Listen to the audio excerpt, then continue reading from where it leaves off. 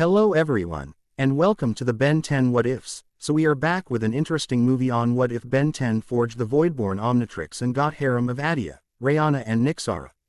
But before we start, I just want to remind you to please subscribe to my channel and hit the like button if you enjoy my content. Let's start the story. Chapter 1. The Voidborn Genesis. The desert wind carried the scent of ozone and ancient dust as Ben Tennyson crested the sandstone ridge. 3 moons hung in the violet sky of Xenon 7, casting competing shadows across the excavation site below. Archaeological equipment stood abandoned, tools scattered as if their owners had fled in panic.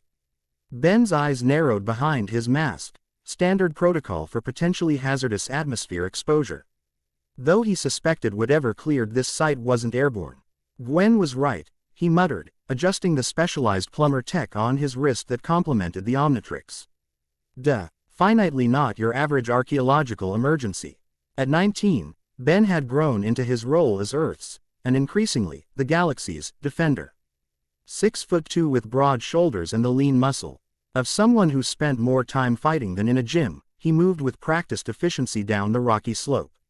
His brown hair, longer than he'd worn it as a teenager, was pushed back from observant green eyes that missed nothing. The communication link in his ear crackled. "Ben, I'm picking up unusual energy readings from your location." Rook's voice came through, steady as always. "Nothing in our databases matches the signature. That tracks with the mission brief." Ben continued his descent, eyes scanning for movement. "Professor Paradox specifically requested I handled this one personally. Said something about cosmic artifacts and dimensional instabilities before disappearing in his usual cryptic fashion. Professor Paradox involved himself directly. That is concerning. Tell me about it." Ben reached the excavation perimeter, noting the hastily abandoned security measures. Whatever spooked a team of hardened xenoarchaeologists must be. He stopped mid-sentence. At the center of the dig, a perfect circle had been cleared to reveal an ancient stone doorway embedded in bedrock. Symbols unlike any language Ben recognized spiraled across its surface, pulsing with a subtle energy that seemed to bend the light around it. "Rook, are you seeing this?" "Affirmative. The energy readings are emanating from that structure. I recommend caution, Ben." Ben approached slowly, the Omnitrix suddenly warm against his skin. As he drew nearer, the device began to pulse in sync with the doorway's symbols. "That's new," he murmured, examining the Omnitrix. "It's reacting to whatever this is." The symbols on the doorway flared brighter in response. Ben felt a strange pulling sensation, not physical but somehow deeper, as if something was reaching for his very consciousness. "I've never seen the Omnitrix respond like this to anything except other Omnitrixes." "Omnitrices." Ben shook his head. Whatever the plural is, he knelt to examine markings at the base of the doorway.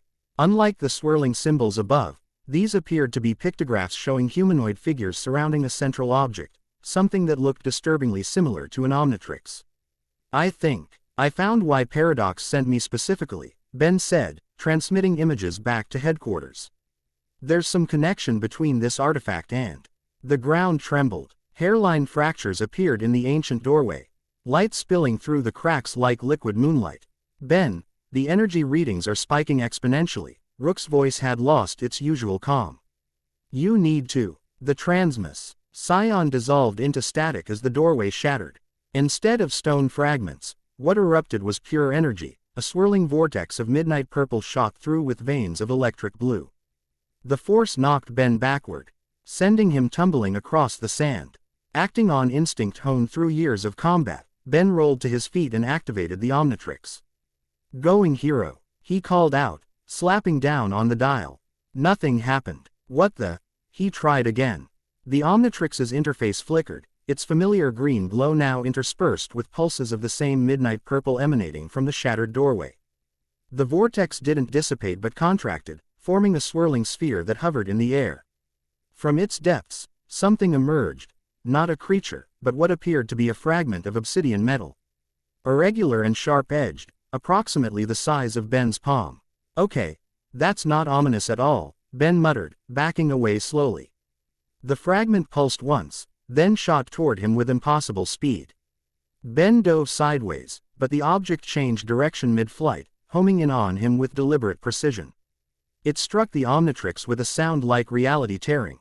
Pain lanced up Ben's arm as the Omnitrix absorbed the fragment. The device's surface rippled like liquid metal, midnight purple and electric blue racing through its structure before settling back into its normal configuration, except now. Intermittent pulses of that alien purple energy flickered beneath its surface. Ben staggered, suddenly lightheaded. The world around him seemed to flicker, moments of normal perception interspersed with glimpses of somewhere else. A vast emptiness populated by geometric shapes that shouldn't exist in three-dimensional space, shadows moving without light to cast them. Whispers in languages never meant for human ears. This is definitely not normal, he gasped, dropping to one knee as the competing realities made his senses reel. The vortex collapsed in on itself with a thunderclap that echoed across the desert. The symbols that had adorned the doorway now floated free, orbiting the spot where the portal had been before dissipating like smoke. Silence fell. Ben forced himself to stand, his legs unsteady. The Omnitrix appeared normal now, except for an occasional purple flicker beneath its surface. Rook, headquarters. Anyone reading me? His communication link returned nothing but static. A sound behind him, the distinctive whine of an energy weapon powering up. Don't move, Tennyson. The voice was familiar, female, imperious, with the sly rasp that characterized Inkersine's speech.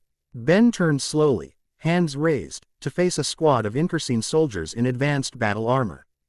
At their center stood Attea, Princess General of the Inkersine Empire. Her finger hovering over the trigger of a compact but clearly powerful disintegration pistol. Princess Attea, Ben said, forcing a casual tone despite the throbbing pain from the Omnitrix. Long time no see. Still working on that daddy complex, I see. Attea's eyes narrowed, but the barb didn't provoke the explosion of temper it once would have. The years had changed her too. The NGLY teenage princess had grown into a commanding presence, her military bearing evident in her posture and the calculating assessment in her eyes. That's Empress Attea now, she corrected coolly. My father's, indisposed, staged another coup. That's what, number 3. 4, she replied with the ghost of a smile. But who's counting? She gestured toward the excavation site with her free hand. Care to explain what just happened? Our sensors detected an energy surge that shouldn't be possible outside a supernova. Ben weighed his options. The Omnitrix was malfunctioning, he had no backup. And he was facing a squad of elite Inkersine troops. Worse, something was very wrong with the artifact that had merged with the Omnitrix. He could feel it pulsing in time with his heartbeat, spreading tendrils of cold fire through his veins. Would you believe I have no idea? He offered. Attea's expression made clear she didn't. Worth a shot, Ben shrugged. Look, I was sent to investigate an emergency at this archaeological site. I found that doorway, it exploded into something, and a piece of it hit the Omnitrix. Now my watch is acting weird and I'm seeing things that shouldn't exist. Your turn. Why is the Empress of the Inkersine Empire playing in a sandbox instead of conquering worlds? Attea holstered her weapon, a gesture of confidence rather than trust. The energy signature matched certain prophecies in ancient Inkersine texts. Texts that speak of the end of all realities. Cheerful bedtime reading. This isn't a joke, Tennyson. For a moment, genuine concern broke through her imperial mask. These energy signatures have been appearing across 3 galaxies. Each one stronger than the last. This was the strongest yet. Before Ben could respond, pain shot through his arm. The Omnitrix flared with purple light, and his vision split again. The desert and Attea's troops on one side, that impossible geometric void on the other. Tennyson. Attea's voice sounded distant. The Omnitrix's dial turned of its own accord, cycling through alien forms too rapidly to track. Ben grabbed his wrist, trying to force the device to stabilize, but the pain intensified until his vision whited out. When awareness returned, he was on his knees, and the Inkersine soldiers had formed a wary circle around him, weapons trained on his position. Attea stood her ground, though her hand had returned to her sidearm. What just happened? She demanded. Ben looked down at his hands and froze. They weren't his hands anymore, but they weren't any alien form he recognized either. His skin had turned the color of deep space with points of light moving beneath the surface like stars. When he moved, Afterimages trailed behind his limbs as if he existed in multiple places simultaneously. "This is new," he managed, his voice reverberating strangely, as if echoing through vast distances. "Troops, maintain position," Attea ordered, her voice steady despite the unprecedented situation. She approached Ben cautiously. "Tennyson, are you in control?" "I think so," Ben replied, though in truth, he wasn't certain. The transformation felt different from any he'd experienced before, less like wearing another form and more like becoming something fundamentally different from any life form evolved in normal space-time. This isn't any alien from the Omnitrix's database. He tried to stand but misjudged the movement. Instead of rising normally, he seemed to fold through space, appearing upright 2 feet from his original position. The Incursine soldiers flinched back, weapons tracking his sudden displacement. "Hold fire," Attea barked. To Ben, she said, "Whatever that form is, it's not obeying normal physics." "Yeah, I noticed," Ben replied, carefully experimenting with small movements. Each one left shimmering traces in the air, as if reality struggled to keep up with his passage. "I think it's connected to whatever was through that doorway. Some kind of void space." "Voidborn," Attea whispered, her expression shifting to something Ben couldn't interpret. "The texts called it the Voidborn." A distant howl cut through the desert stillness, not whined, but something alive and in pain. "Or perhaps hunting." The sound came again, closer, from multiple directions simultaneously. The Incursine soldiers shifted nervously, forming a defensive perimeter. "Energy signatures approaching from all vectors," Empress, one reported. "Similar to the doorway, but mobile." "Tennyson, if you're planning to be useful, now would be the time," Attea said. "Draw." Wing both her sidearm and a wicked-looking vibroblade from her belt. Ben nodded, concentrating on the strange sensations flowing through this new form. He could perceive more than just the visible spectrum. The energy signatures the soldier had mentioned appeared to him as tears in the fabric of reality, swimming through the desert night like sharks through dark water. "I'm going to call this one Void Matter," he decided, the name feeling right for the form. "And I think we've got company from whatever dimension that doorway connected to." As if summoned by his words, the air split 20 yards away. A creature emerged, serpentine but segmented like an insect, its body composed of the same star-flecked darkness as Ben's new form. It moved impossibly, parts of its body appearing to travel through dimensions beyond the 3 visible ones. "What is that thing?" an Incursine soldier gasped. "Void entity," Ben answered, knowledge surfacing from somewhere deep in his transformed consciousness. "It exists between dimensions, and it's not alone." More tears appeared across the desert landscape. More entities emerged, some serpentine like the first, others geometric constructs of impossible angles. Still others amorphous and constantly shifting. All shared the same star-flecked darkness of Ben's transformation. "Defensive formation," Attea commanded, her troops responding instantly to her authority. The first entity lunged toward the Incursine line, moving faster than anything its size should manage. Energy weapons fired, the blasts passing harmlessly through its body as if it wasn't fully present in their reality. Ben reacted instinctively. He gestured toward the creature, and tendrils of the same void matter that composed his body lashed out, entangling the entity. It writhed, emitting that same haunting howl they'd heard earlier.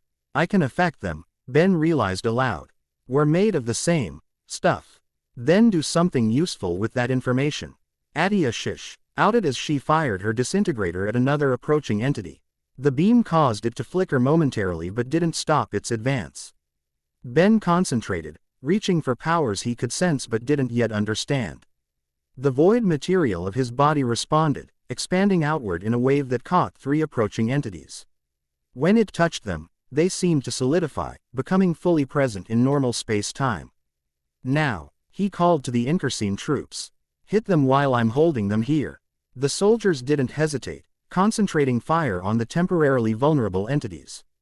This time their weapons found purchase, tearing chunks from the creatures' forms. The entities shrieked in alien voices, thrashing against Ben's hold. But for every entity they damaged or destroyed, more tears appeared in reality. The desert was becoming a battlefield between dimensions, and they were outnumbered. "We need to retreat," Attea called to Ben as she efficiently dispatched a smaller entity with her vibroblade. My ship has defenses that might work better than handheld weapons. Ben nodded, maintaining his focus on the entities he held immobilized. Get your people to the ship. I'll cover the retreat. Attea studied him for a moment, then nodded sharply. Troops, fall back to the transport in sequence. Maintain covering fire. The Incursine soldiers began their coordinated withdrawal, maintaining a disciplined retreat while continuing to fire at the approaching entities.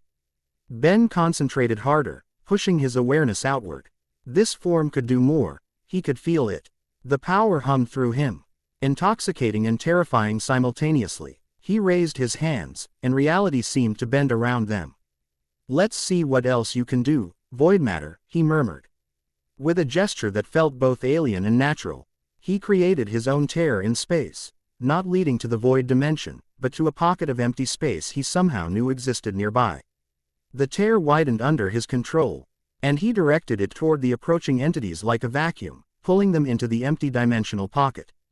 The entities resisted, clinging to the edges of normal space with appendages that hurt to look at directly.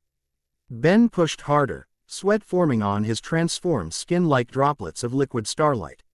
The dimensional vacuum intensified, pulling entity after entity through the rift. When the last visible entity had been drawn through, Ben collapsed the tear with another gesture, sealing it shut. The desert fell quiet again, though the damage from the brief but intense battle as evident in scorched sand and strange distortions in the air where reality had been damaged.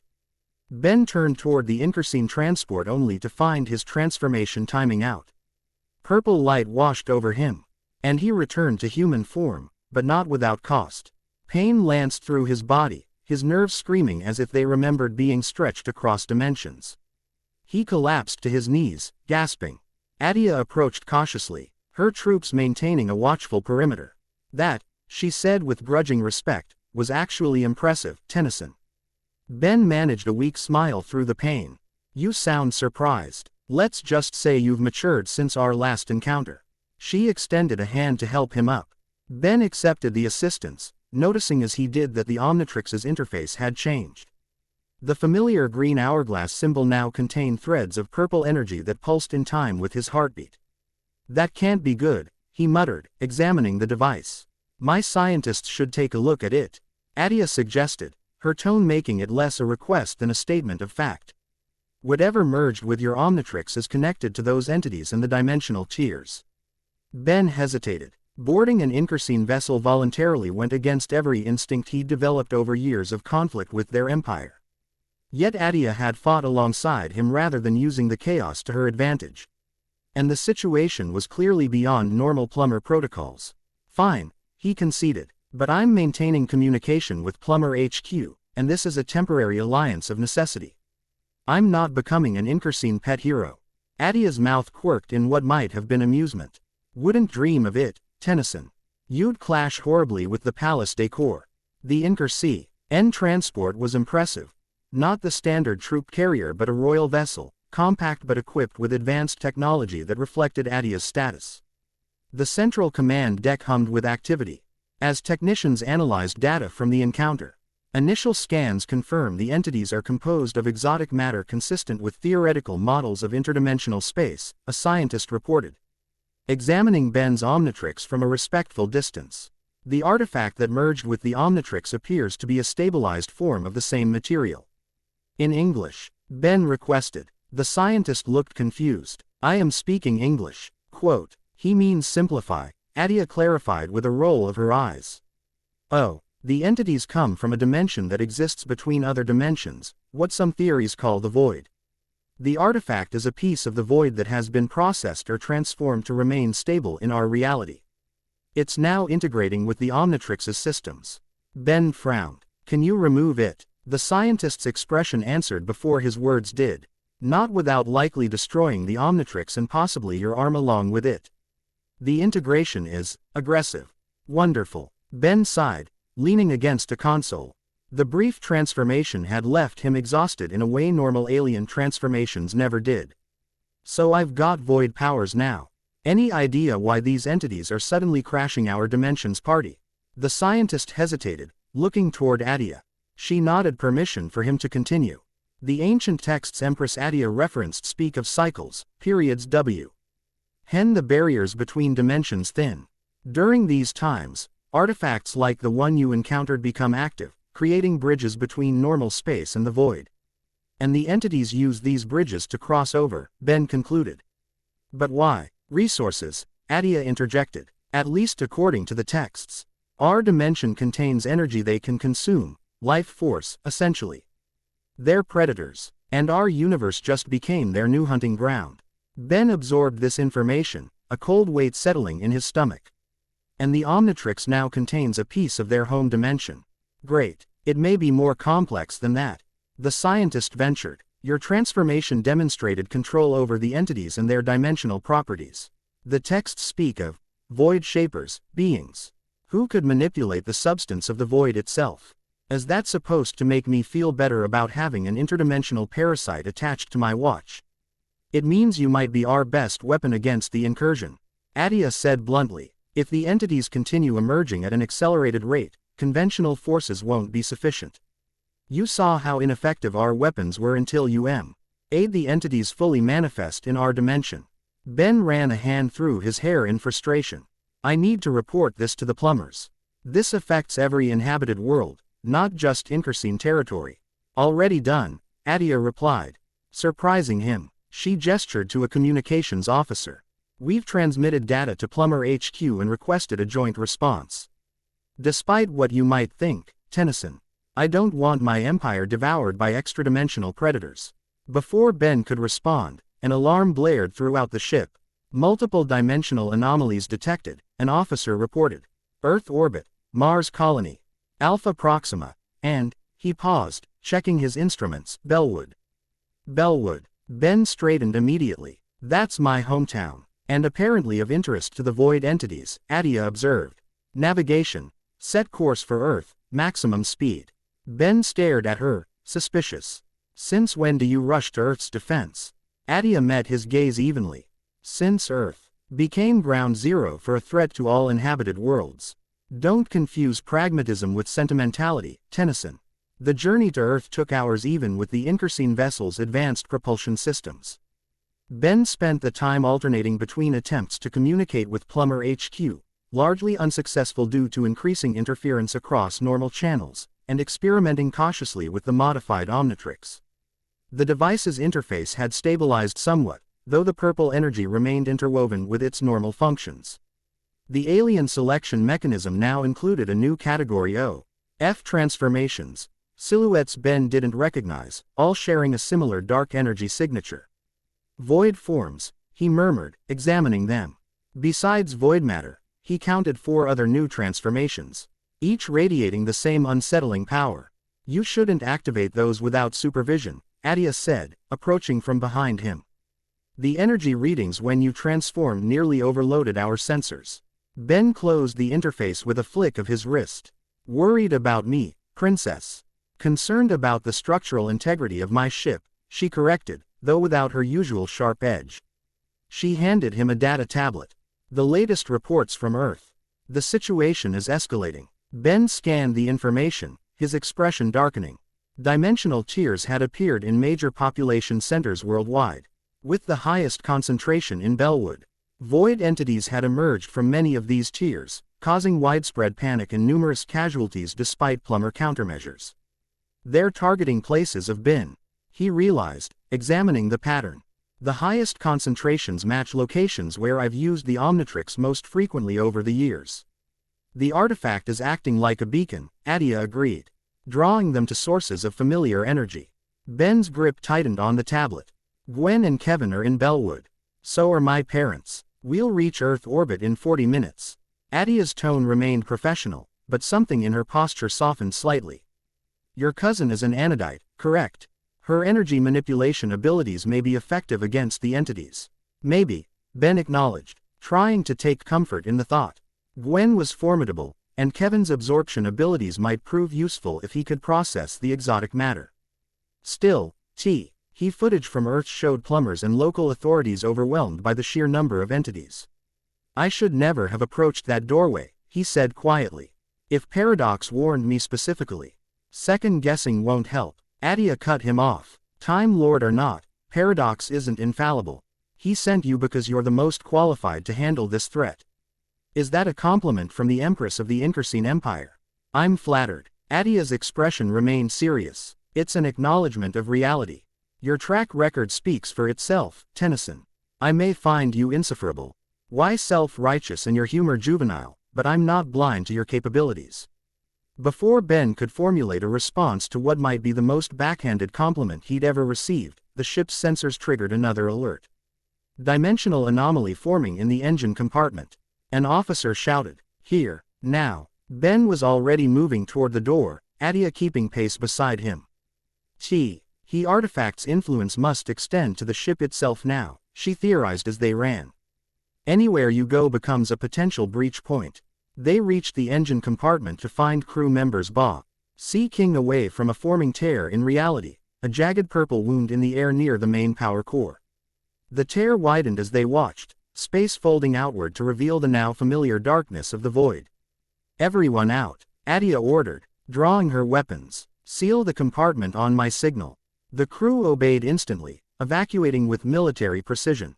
Ben activated the Omnitrix, cycling to the transformed interface. "If these entities are tracking me through the artifact, maybe I can control the breach using the same connection," he suggested. "And if you can't, then hit the emergen. Bulkhead and space the entire compartment," Ben replied grimly. "Better to lose the engines than the whole ship." Attea nodded once, sharp and decisive. "You have 2 minutes before I make that call." Ben selected void matter from the new transformations and slammed the dial down. Purple energy engulfed him, the transformation process more painful than standard Omnitrix changes. When it cleared, he once again wore the star-flecked form that seemed to exist partially outside normal dimensions. "Get clear," he told Attea, his voice echoing strangely. This could get unpredictable. To his surprise, she hesitated. "Don't get yourself killed, Tennyson. It would be inconvenient." Then she was gone, the door sealing behind her. Ben approached the widening tear, feeling the pull of the void against his transformed body. Unlike in human form, he could now perceive the complex geometries of the breach, how it connected points in space-time that should never touch, how it drew energy from the ship's power core to stabilize itself. He raised his hands, reaching not physically but with the strange awareness that came with this form. The tear responded to his presence, pulsing with recognition. "You came for this." Ben addressed the breach, holding up his wrist where the Omnitrix symbol glowed with combined green and purple light. "The artifact. But it's part of me now, and I'm not letting you take it." The tear rippled, and Ben had the unsettling impression that something on the other side was listening. Understanding. Drawing on instinct and the alien knowledge that came with the transformation, Ben began manipulating the dimensional energies of the breach. Not forcing it closed, that would only cause it to reopen elsewhere, but reshaping it, changing its properties at a fundamental level. "You want a connection to this dimension," he murmured, working with energy that felt like liquid light between his fingers. "I'll give you one, but on my terms." The breach began to change under his guidance. Its jagged edges smoothing, its hungry pull becoming a controlled flow. Ben shaped it into something new, a window rather than a door, allowing observation but not passage. As he worked, knowledge filtered into his consciousness from the transformation, understanding of the void and its nature. It wasn't a single dimension but a layer between all dimensions, a buffer space never meant for habitation. The entities weren't its natural denizens but refugees from collapsed realities, trapped in the non-space between universes, driven by hunger and desperation to find a way out.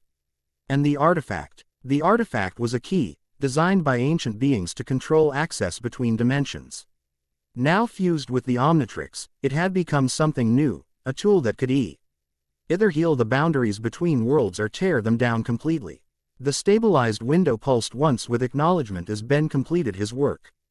Through it, he could see shapes moving in the darkness, watching him with alien curiosity and hunger. "Not today," he told them, sealing the window with a final gesture that left a shimmering barrier, visible only to his transformed perception, where the tear had been. The Omnitrix symbol on his chest began to flash, warning of imminent timeout. Ben backed away from the sealed breach, satisfied it would hold at least temporarily. The transfer. Machine reverted in a flash of purple light, leaving Ben human again, and immediately collapsing to one knee, blood trickling from his nose. The mental and physical strain of controlling the breach had taken a severe toll. The compartment door slid open, and Attea entered cautiously, weapons ready. "I'm assuming from our continued existence that you were successful," she observed, holstering her sidearm when she confirmed the breach was gone. "For now," Ben managed, accepting her offered hand to stand. He swayed slightly, exhaustion evident in every line of his body. "But it's a temporary solution. I can feel the other breaches forming, on Earth, across the galaxy. Too many to seal individually. Then we need a more permanent strategy." Attea's expression was uncharacteristically serious. "The artifact merged with your Omnitrix for a reason, Tennyson. Maybe that's where we start looking for answers." The ship's intercom activated. "Empress, we're approaching Earth orbit.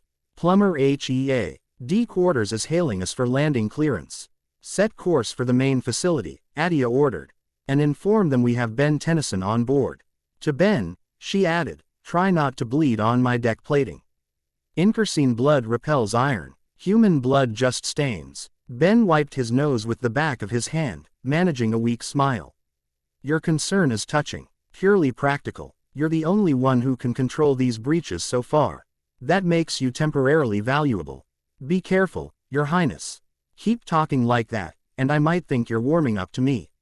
Attea's expression remained neutral, but something flickered in her eyes. Calculation, certainly, but perhaps something else as well. "Don't push your luck, Tennyson." Plumber headquarters was in controlled chaos when they arrived. The orbital facility served as Earth's primary extraterrestrial defense command center, coordinating responses to the dimensional breaches that now appeared globally. Magister Tennyson met them in the landing bay, his usual composed demeanor strained by the crisis. The sight of his grandson descending from an Incursine royal vessel alongside Empress Attea momentarily rendered him speechless. "Before you say anything," Ben preempted, "this is a temporary alliance of necessity. The Incursines detected the same dimensional anomalies we did and responded to the archaeological site where I found the artifact. The artifact that has now merged with the Omnitrix," Attea added, her tone professional as she addressed the Magister. "Our scientists believe it's a dimensional key of some kind, originally designed to control access between normal space and the void dimension." Magister Tennyson studied Ben's altered Omnitrix, concern evident. "And now these void entities are tracking the artifact's energy signature, creating breaches wherever you've been active with the Omnitrix." Ben nodded grimly. "I can seal the breaches using a new transformation the artifact unlocked, but there are too many forming too quickly. We need a more comprehensive solution. Gwen and Kevin are already in Bellwood," his grandfather informed him. "They're coordinating with local plumbers to contain the largest cluster of breaches. But they're fighting a losing battle. The entities are becoming more numerous and more aggressive." "Then that's where I need to be," Ben decided. "I can at least stabilize the situation while we figure out a long-term solution. Our ship can have you there in minutes," Attea offered, surprising both Tennysons. She met their suspicious looks with impatience. "The Incursine Empire has a vested interest in preventing interdimensional collapse. Consider it enlightened self-interest." Magister Tennyson hesitated, then nodded once. "I'll assemble a research team to work on the artifact's properties and history. There must be records of previous cycles in various archives. In the meantime, Ben, do what you can in Bellwood." "I'm coming with you," Attea declared to Ben. Not a request but a statement. "Why?" Ben challenged. "You've provided transport and information. Why risk the Empress of the Incursine Empire in a ground battle?" Attea's expression hardened. "Because our weapons are useless without your ability to make the entities vulnerable, and I don't trust anyone else to coordinate that effectively." Again, practical concerns. Ben studied her for a moment, then nodded. "Fine, but you follow my lead on Earth. It's my planet, my hometown. As long as your lead involves actual strategy and not your usual improvisation," Attea countered. "You'd be surprised how effective his improvisation can be," Magister Tennyson interjected with a hint of pride. "But time is critical. We'll continue this discussion en route." He turned to an aide. "Get me a secure channel to Gwen Tennyson in Bellwood. And notify all plumber teams worldwide, Ben is coming." The journey to Bellwood took less than 15 minutes in the Incursine vessel, but Rep. Orts indicated the situation had deteriorated significantly in that short time. The ship's view screens showed a city under siege. Dimensional tiers had appeared throughout the downtown area, with the a guest concentration near Bellwood University where Gwen studied. The entities are evolving, observed an Increasing technician, analyzing real-time data. The newer breaches are more stable, and the entities emerging show greater cohesion in our dimension. They're adapting, Ben realized. Learning how to exist in our reality. Which makes them more dangerous, Attea concluded. If they fully adapt, they won't need the breaches anymore. They could potentially remain here permanently. The ship descended toward a makeshift command post established in Bellwood Park. As they approached, Ben could see the distinctive mana shields Gwen had erected around the perimeter, containing some entities while Plumbers and Kevin fought others.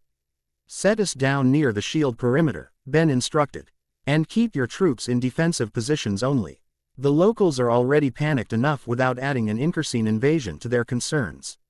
Attea nodded sharply to her commander. Defensive protocol only. We're here to contain the dimensional threats, not engage Earth forces. The ship landed in a clear area just outside Gwen's mana barrier. Ben and Attea disembarked, accompanied by a small contingent of Increasing special forces. Gwen's expression when she saw them coming through her barrier, which she modified to allow their passage, was a study in conflicting emotions, relief at seeing Ben, shock at his Increasing companions, and deep concern about the overall situation. Ben. She embraced her cousin briefly before stepping back to examine him with critical eyes. Your energy signature is different. Contaminated somehow. Side effect of this, Ben explained, showing her the modified Omnitrix. Long story short, ancient artifact, dimensional key, merged with the Omnitrix. Now I can transform into void beings, but the void is hunting me through the connection. Kevin approached, his body partially covered in metallic armor absorbed from a nearby vehicle. Only you could manage to upgrade your watch and cause an interdimensional invasion simultaneously, he remarked, though the tension in his voice belied the casual tone. The entities are after the artifact specifically, Attea interjected, earning suspicious looks from both Gwen and Kevin. It's drawing them to locations where the Omnitrix has been most active. And you're helping because, Kevin left the question hanging. Because contrary to your provincial perspective, Levin, the Increasing Empire doesn't benefit from the collapse of dimensional boundaries across all inhabited worlds, Attea replied coolly. Gwen raised a hand to forestall further argument. We don't have time for this. The entities are converging on the university library. There's something there they want, beyond just the Omnitrix energy signature. The library houses Bellwood's historical archives, Kevin added, including some weird magical texts Professor Paradox helped collect over the years. Ben's eyes narrowed at the mention of Paradox. He knew this was coming. That's why he directed me to that archaeological site. He turned to Attea. Your ancient texts mention cycles when the barriers between dimensions thin. The artifact was waiting for me specifically. It's not a coincidence. Paradox plays the long game, Gwen agreed grimly. But right now, we need to stop those entities from reaching whatever they're after in the library. Ben nodded, decision made. Gwen, Kevin, you've seen these entities in action. What works against them? My mana affects them, but it's like trying to hold smoke, Gwen explained. They phase in and out of our dimension. Kevin's absorption powers work briefly when they materialize enough to touch. Conventional weapons are useless unless the entities are fully manifested in our dimension. Attea added, which is where your new transformation comes in. Ben activated the Omnitrix, revealing the modified interface. I've named this one Void Matter. It can force the entities to fully materialize in our dimension, making them vulnerable to attack. The downside is the transformation drains me faster than any alien I've ever used. Then we need to be strategic, Gwen said. I can use my shields to corral the entities into concentrated areas. You force them to materialize, and everyone else hits them hard and fast. My troops will coordinate with your plumbers, Attea offered, surprising the others with her willingness to integrate command structures. At their looks, she added impatiently, again, practical concerns. This isn't the time for jurisdictional disputes. Kevin nodded reluctantly. I'll take point with the ground forces. If these things can be hurt once solid, I can do damage. Then let's move. Ben decided, selecting void matter on the Omnitrix. The longer we wait, the more entities come through. The transformation washed over him in waves of purple energy. When it cleared, he stood in his star-flecked void form, real it. Why shimmering around him like heat distortion? Gwen's eyes widened. Ben, your energy signature in that form, it's not like anything I've ever sensed before. You're not fully in our dimension. I know, Ben replied, his voice echoing strangely. That's what lets me affect the entities. I exist partially where they do now. Creepy, Kevin commented, though there was no judgment in his tone, just concern for his friend. Effective, Attea countered, practical as always. She activated her combat gear, a sleek exoskeleton that enhanced her already formidable Incursine abilities. Let's go hunting. The university campus had been evacuated, but evidence of panic remained. Abandoned belongings, vehicles left with doors open, the occasional sound of automated systems continuing to function in empty buildings. Above it all, the sky had taken on an unnatural purple tinge, dimensional tears visible as jagged wounds in the air. As they approached the library, Ben could sense the entities moving through and around the buildings, some serpentine, others geometrically impossible, all composed of the same void matter as his transformation. In this form, he could perceive their purpose more clearly. They were searching. Drawn by both the artifact's energy and something specific within the library itself. There, Gwen pointed toward the main library entrance where a massive tear had formed. Entities flowed through continuously, more numerous than at any other breach they'd encountered. Whatever they want is definitely in there, Kevin observed, absorbing the material of a fallen statue to enhance his armor. Ben studied the situation, the alien consciousness of void matter providing insights his human mind wouldn't have grasped. They're not just random entities. There's a hierarchy. The smaller ones are scouts. The larger geometric ones are warriors. And there's something else coming, something much more powerful directing them. Wonderful, Attea muttered. Just what we needed, an intelligent adversary. Gwen, can you create a perimeter around the library? Ben asked. Force them to concentrate at the main entrance. Gwen nodded, her eyes glowing with mana energy. On it, she raised her hands, and sheets of magenta energy formed around the building, creating a funnel that would direct the entities toward the entrance. Attea, position your troops and the plumbers in staggered formation. Ben continued. When I force the entities to materialize, hit them with everything you've got, but be prepared to fall back if I can't hold them. Understood, Attea responded, relaying the orders through her communicator. Kevin, I know, Kevin interrupted with a grin, coating his fists with the densest material he could find. I hit them really hard. Actually, Ben corrected, I need you to get inside through the back entrance. Whatever they're looking for, we need to find it first. Your material knowledge might help identify it. Kevin's expression shifted to surprise. Then determination. On it, he turned to Gwen. Leave me a gap in the shield. She nodded, creating a small opening in her mana barrier at the rear of the building. Be careful, Ben called after his friend. If you find anything, don't touch it, just report back. With Kevin gone on his mission, Ben turned his attention to the main entrance where entities had begun to congregate. Pressing against Gwen's mana barrier with increasing coordination. They're organizing, Attea observed, her tactical training evident in her assessment. Probing for weaknesses. Then let's not give them time to find any. Ben replied. He stepped forward, drawing on void matter's connection to the void dimension.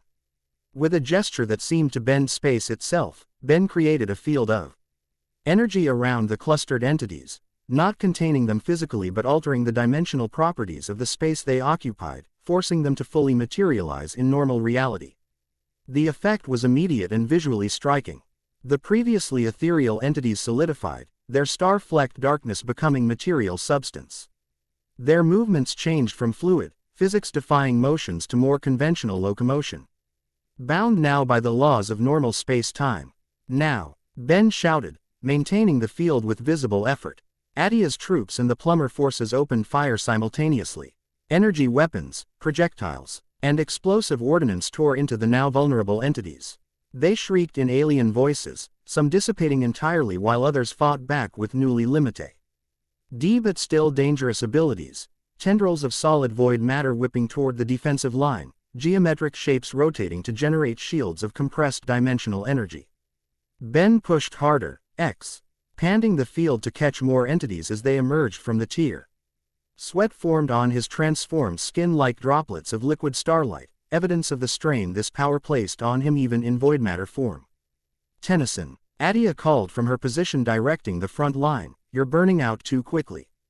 Pace yourself." She was right. Ben could feel the transformation draining faster than any alien he'd used before. At this rate, he'd revert to human form in minutes rather than the usual 10 to 15. Gwen noticed as well, her expression concerned as she maintained her barriers. "Ben, pull back. We'll contain them until you can transform again." Before Ben could respond, his communicator activated with Kevin's voice. "Guys, I found something in the rare manuscripts section.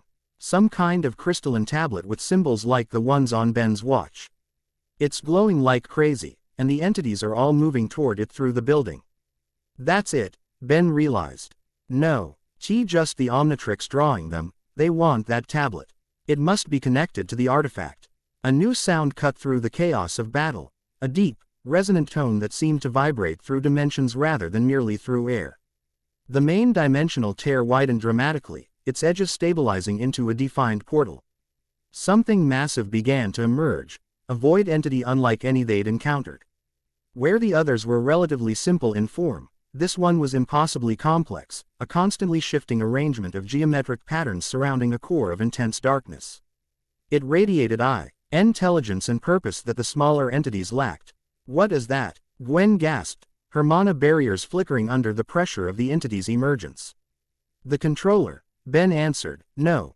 Ledge surfacing from void matter's consciousness. It's what's been coordinating the smaller entities.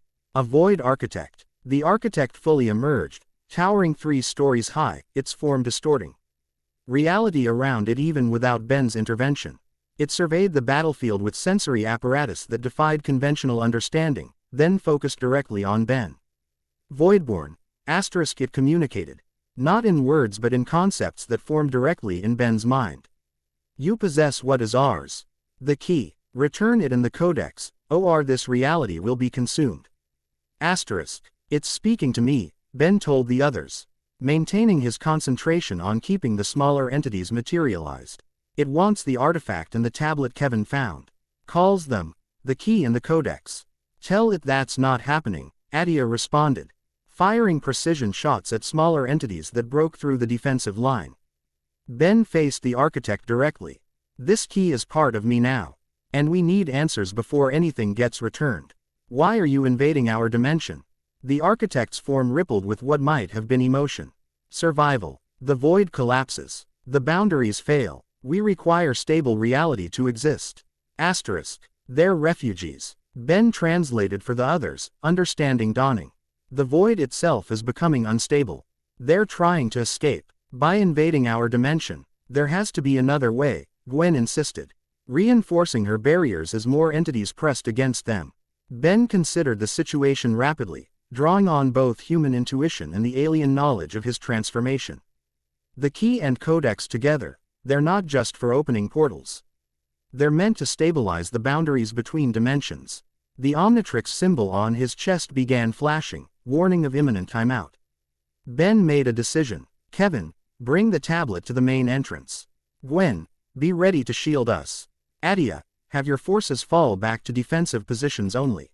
"What are you planning?" Attea demanded, even as she relayed the orders. "A negotiation," Ben replied, facing the architect again. "I can help stabilize the void, but not through invasion. There has to be balance between dimensions, not conquest." The architect seemed to consider his words. "The key bearer offers balance." *, "Yes," Ben confirmed, "but I need to understand how the key and codex work together."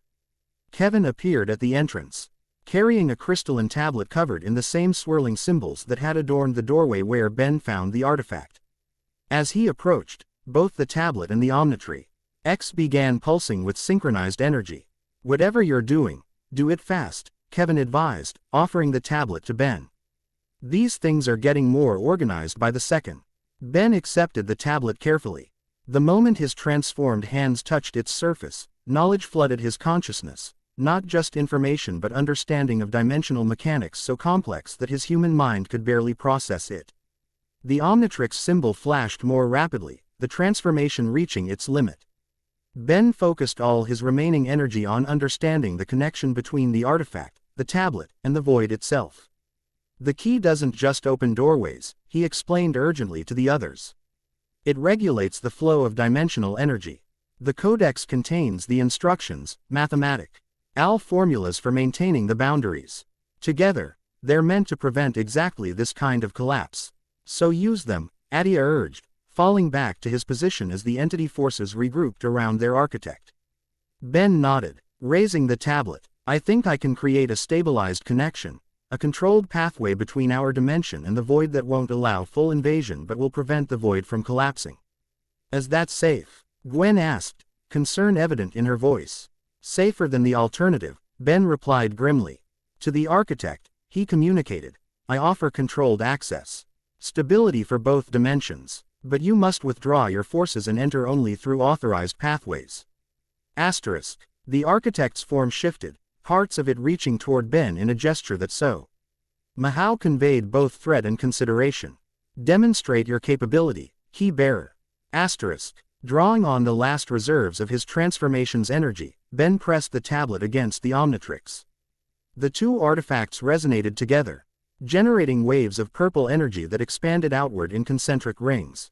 Where the energy touched the dimensional tiers, they began to stabilize, not closing entirely, but transforming from jagged wounds into structured portals with defined boundaries. It's working, Gwen observed in wonder. The tiers are becoming stable. The smaller entities responded to the change immediately, their chaotic movements becoming more ordered, less predatory. The architect itself seemed to relax its imposing posture slightly. Acceptable beginning, asterisk it communicated, but insufficient for permanent solution. Asterisk. I know, Ben acknowledged, feeling the transformation slipping away. This is just the first step. We need time to fully implement. The Omnitrix timed out in a flash of purple light, returning Ben to human form. The strain of the transformation and the connection to the tablet hit him all at once. He staggered, nearly dropping the tablet as blood trickled from his nose and ears. Attea moved with surprising speed, supporting him before he could collapse entirely. Easy, Tennyson. You've made your point. The architect loomed over them, its form flickering as the stabilization effect began to fade without void matter's direct influence. For a moment, it seemed the entity might attack, then it made a gesture with its complex appendages. The smaller entities began to retreat, flowing back through the now stabilized portal in the library entrance. The architect itself began to fold inward, reducing its presence in normal space. We will withdraw temporarily, it communicated directly into Ben's mind despite his human form. 3 of your cycles to implement permanent solution. Then we return in force. Asterisk. 3 days, Ben translated for the others, his voice weak. It's giving us 3 days to find a permanent solution. The architect completed its withdrawal, the main portal shrinking but remaining stable rather than closing entirely. Harem Bellwood, and presumably worldwide, the dimensional tiers stabilized into similar controlled portals, no longer leaking void energy or entities into normal space. Ben slumped against Attea's support. The tablet clutched protectively against his chest. That went better than expected. You call this better? Kevin demanded, gesturing to the devastation around them. We're all still here, and dimensions haven't collapsed. Ben pointed out. So yeah, I'd call that better than total annihilation. Gwen approached, her mana shields dissipating as the immediate threat receded. The entities have withdrawn everywhere. According to Plummer reports, the portals remain but are stable. 3 days isn't much time, Attea observed, her tactical mind already analyzing the situation. Especially, when we don't fully understand what we're dealing with. Ben nodded wearily, examining the tablet he still held. We need to get this and the Omnitrix to Plummer HQ. Bring together the best scientific and mystical minds we can find. He looked up at his companions. And we need to figure out what caused the void to become unstable in the first place. This isn't a natural occurrence. You think someone is deliberately destabilizing dimensional boundaries? Gwen asked, her expression troubled. The timing is too convenient, Ben replied. The artifact activating just as I arrived, merging with the Omnitrix specifically. Paradox guiding me there. He shook his head. This was engineered. By whom? Attea questioned, her imperial suspicion evident. Ben stared at the stabilized portal, its edges pulsing with the same purple energy that now ran through the Omnitrix. That's what we have 3 days to find out. As emergency teams began to secure the area and tend to the injured, Ben's gaze met Attea's. Something unspoken passed between them, a mutual recognition that this crisis had irrevocably changed their relationship from adversaries to reluctant allies. Your ship still faster than plumber transport? He asked her. Attea's mouth quirked in what might have been the beginning of a smile. Naturally. Incursine technology is superior in every way. Then I hope you don't mind giving me a ride back to headquarters. We have work to do. As I said before, Tennyson, enlightened self-interest. She gestured toward her waiting vessel. After you. As they departed, Ben cast one last look at the stabilized portal and the glimpse of the void beyond. The artifact within the Omnitrix pulsed in response, reminding him that he now carried a piece of that impossible dimension within him, for better or worse. Whatever came next would change everything, not just for Earth but for all dimensions. Ben Tennyson, bearer of the Voidborn Omnitrix, had 3 days to save reality itself. Chapter 1 and Chapter 2, Diplomatic Entanglements. Crystalline architecture soared overhead, capturing and refracting starlight through impossible geometries designed to accommodate the sensory preferences of 100 different species.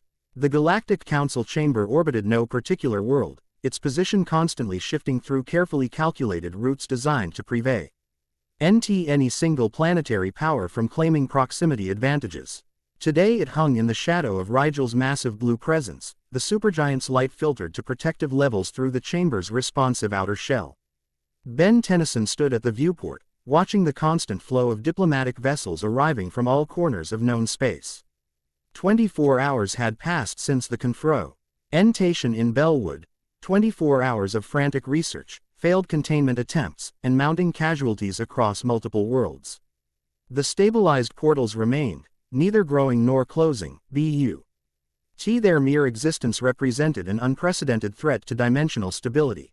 Impressive, isn't it? The voice behind him belonged to Magister Tennyson, looking far more formal than usual in full plumber diplomatic regalia. Some of these representatives have traveled for days using experimental FTL just to be here. They're scared, Ben observed, noting the urgency evident even in the flight patterns of approaching ships. And they should be. The void entities only retreated temporarily. His grandfather nodded gravely. 2 days remaining before the architect's deadline. NTISTS have made remarkable progress analyzing the tablet, but understanding how to permanently stabilize dimensional boundaries might take years, not days. Ben's hand moved unconsciously to the Omnitrix. Its surface still threaded with pulsing purple energy. Since merging with the artifact, the device had continued changing, integrating the void material more fully with each passing hour. The transformation sickness had lessened somewhat with practice, but using void matter or any of the other new forms still left him drained in ways traditional transformations never had. Time's the one thing we don't have, Ben replied, turning from the viewport to face his grandfather directly. That's why we're here, isn't it? You're hoping one of these civilizations knows something about the void that we don't. Knowledge is rarely confined to a single world, the elder Tennyson agreed. The Anodites have records dating back millions of years. The Galvan archive predates human civilization entirely. Even the Incursines have been remarkably forthcoming, Ben finished with a hint of surprise. Attea provided access to their entire historical database without conditions. His grandfather's expression shifted to one of careful neutrality. Yes, the Empress has been unusually cooperative. Some delegates are concerned about her motivations. Enlightened self-interest, Ben quoted her with a half-smile that quickly faded. The void collapsing threatens everyone equally. Even conquering empires need stable dimensions to rule.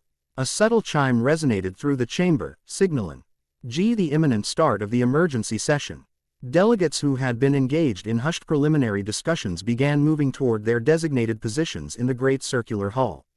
That's our cue, Magister Tennyson said, straightening his uniform. Remember, Ben, Many of these representatives have never encountered void phenomena before. Your first-hand experience makes you our most valuable resource, but also a potential target. Be vigilant. When am I not? Ben quipped, though his eyes remained serious. His grandfather offered a knowing look in response before leading the way into the main chamber. The Galactic Council's emergency session hall differed significantly from its regular meeting spaces. Designed for crisis response rather than ceremonial procedure, it prioritized efficient communication over diplomatic pageantry. 300 delegates arranged themselves in concentric rings, clustered by alliance blocks rather than traditional alphabetical or size-based placements. Ben followed his grandfather to the Earth delegation's position, uncomfortably aware of the stairs tracking his movement. Some conveyed respect or hope, others suspicion or outright fear. The modified Omnitrix hadn't gone unnoticed, nor had the rumors of his transformed confrontation with the Void Architect. "The Earthling carries the contagion," hissed a delegate from the Apollonian cluster as Ben passed. "His device is infected with void energy." "The hero of 1,000 battles," countered a Petrosapian representative. "If anyone can master this power, it's Ben Tennyson." Ben kept his expression neutral, a skill he'd developed over years of public scrutiny. At 19, he'd long since learned when to embrace his reputation and when to let speculation wash over him unanswered. Taking his designated seat beside his grandfather and the small Earth contingent, Ben surveyed the chamber. Most major powers had sent senior representatives, a testament to the severity of the situation. The Galvan section was headed by Azimuth himself, the diminutive creator of the Omnitrix, engaged in intense discussion with his scientific advisors. The Tetramans had dispatched War Minister Gar, his 4 massive arms folded imposingly across his armored chest. And there, entering with a phalanx of Incursine elite guards, was Attea. Her imperial regalia had been modified for the diplomatic setting, less overtly militant but no less impressive. The ceremonial crown of the Incursine Empire glinted atop her head, its design suggesting both military achievement and ancient authority. Unlike Ost delegates who clustered with aides and advisors, she maintained a slight distance from her own entourage, her posture conveying self-contained confidence. Their eyes met briefly across the chamber. Attea acknowledged him with the slightest inclination of her head, the gesture notable for its lack of hostility rather than any particular warmth. "The Incursine Empress attends personally," murmured a junior Earth diplomat beside Ben. "Most unexpected." "Not really," Ben replied quietly. "The Empire's outer territories experienced some of the earliest breaches. They've lost 3 colony worlds already." The diplomat looked startled. "How do you know that?" "Those reports weren't shared with our delegation."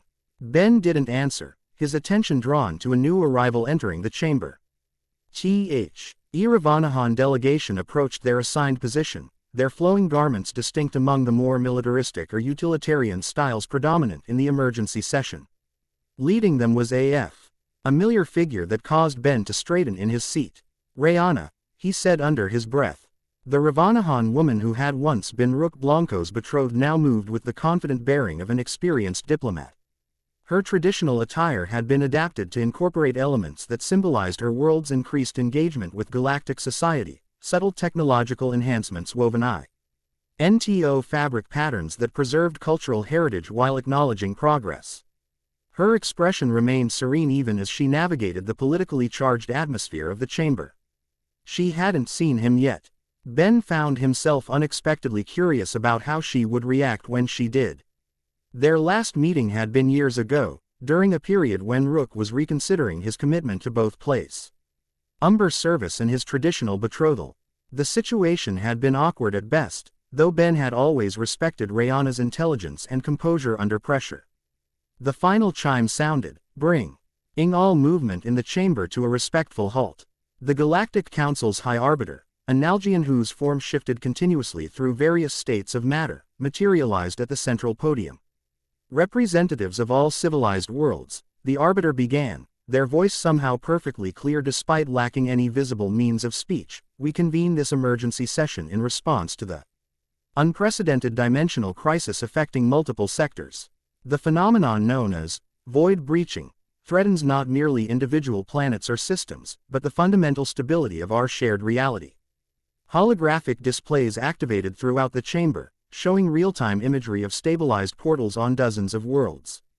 The images rotated through urban centers, remote wilderness, oceanic depths, and orbital platforms, all host to the same unsettling purple tears in reality's fabric. 73 hours ago, the first unstable breach appeared at archaeological site XENON-7 Delta. Since then, 426 confirmed portals have manifested across 941 inhabited worlds. While currently stabilized, scientific consensus indicates this is a temporary condition that will deteriorate without intervention. The Arbiter gestured to a subordinate, who activated a different holographic sequence showing footage from Ben's confrontation with the Void Architect in Bellwood. Through the efforts of Ben Tennyson, wielder of the Omnitrix and designated plumber operative, an agreement was reached with the entity identifying itself as the Void Architect. This agreement provides a 72-hour cessation of hostilities, during which time we must develop a permanent solution to dimensional instability. Murmurs rippled through the assembly. Many delegates were seeing the footage for the first time, and Ben's transformed state in the recording elicited various reactions, from awe to unmistakable fear.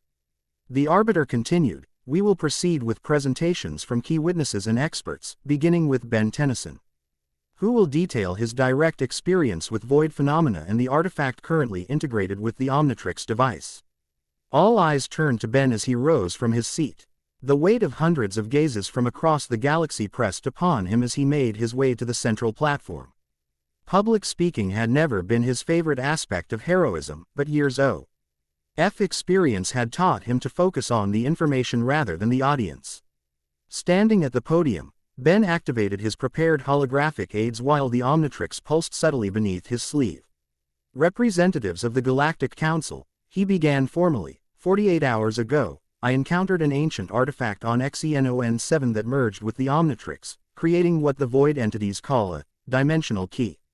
This merger allows me to transform into beings composed of void energy and to interact directly with the dimensional barriers." He continued methodically, detailing the initial encounter, the subsequent attacks on Earth, and the confrontation with the Architect. As he spoke, he became aware of a growing discomfort, not from public speaking, but from within the Omnitrix itself. The purple energy threading through the device pulsed more intensely with each mention of the void.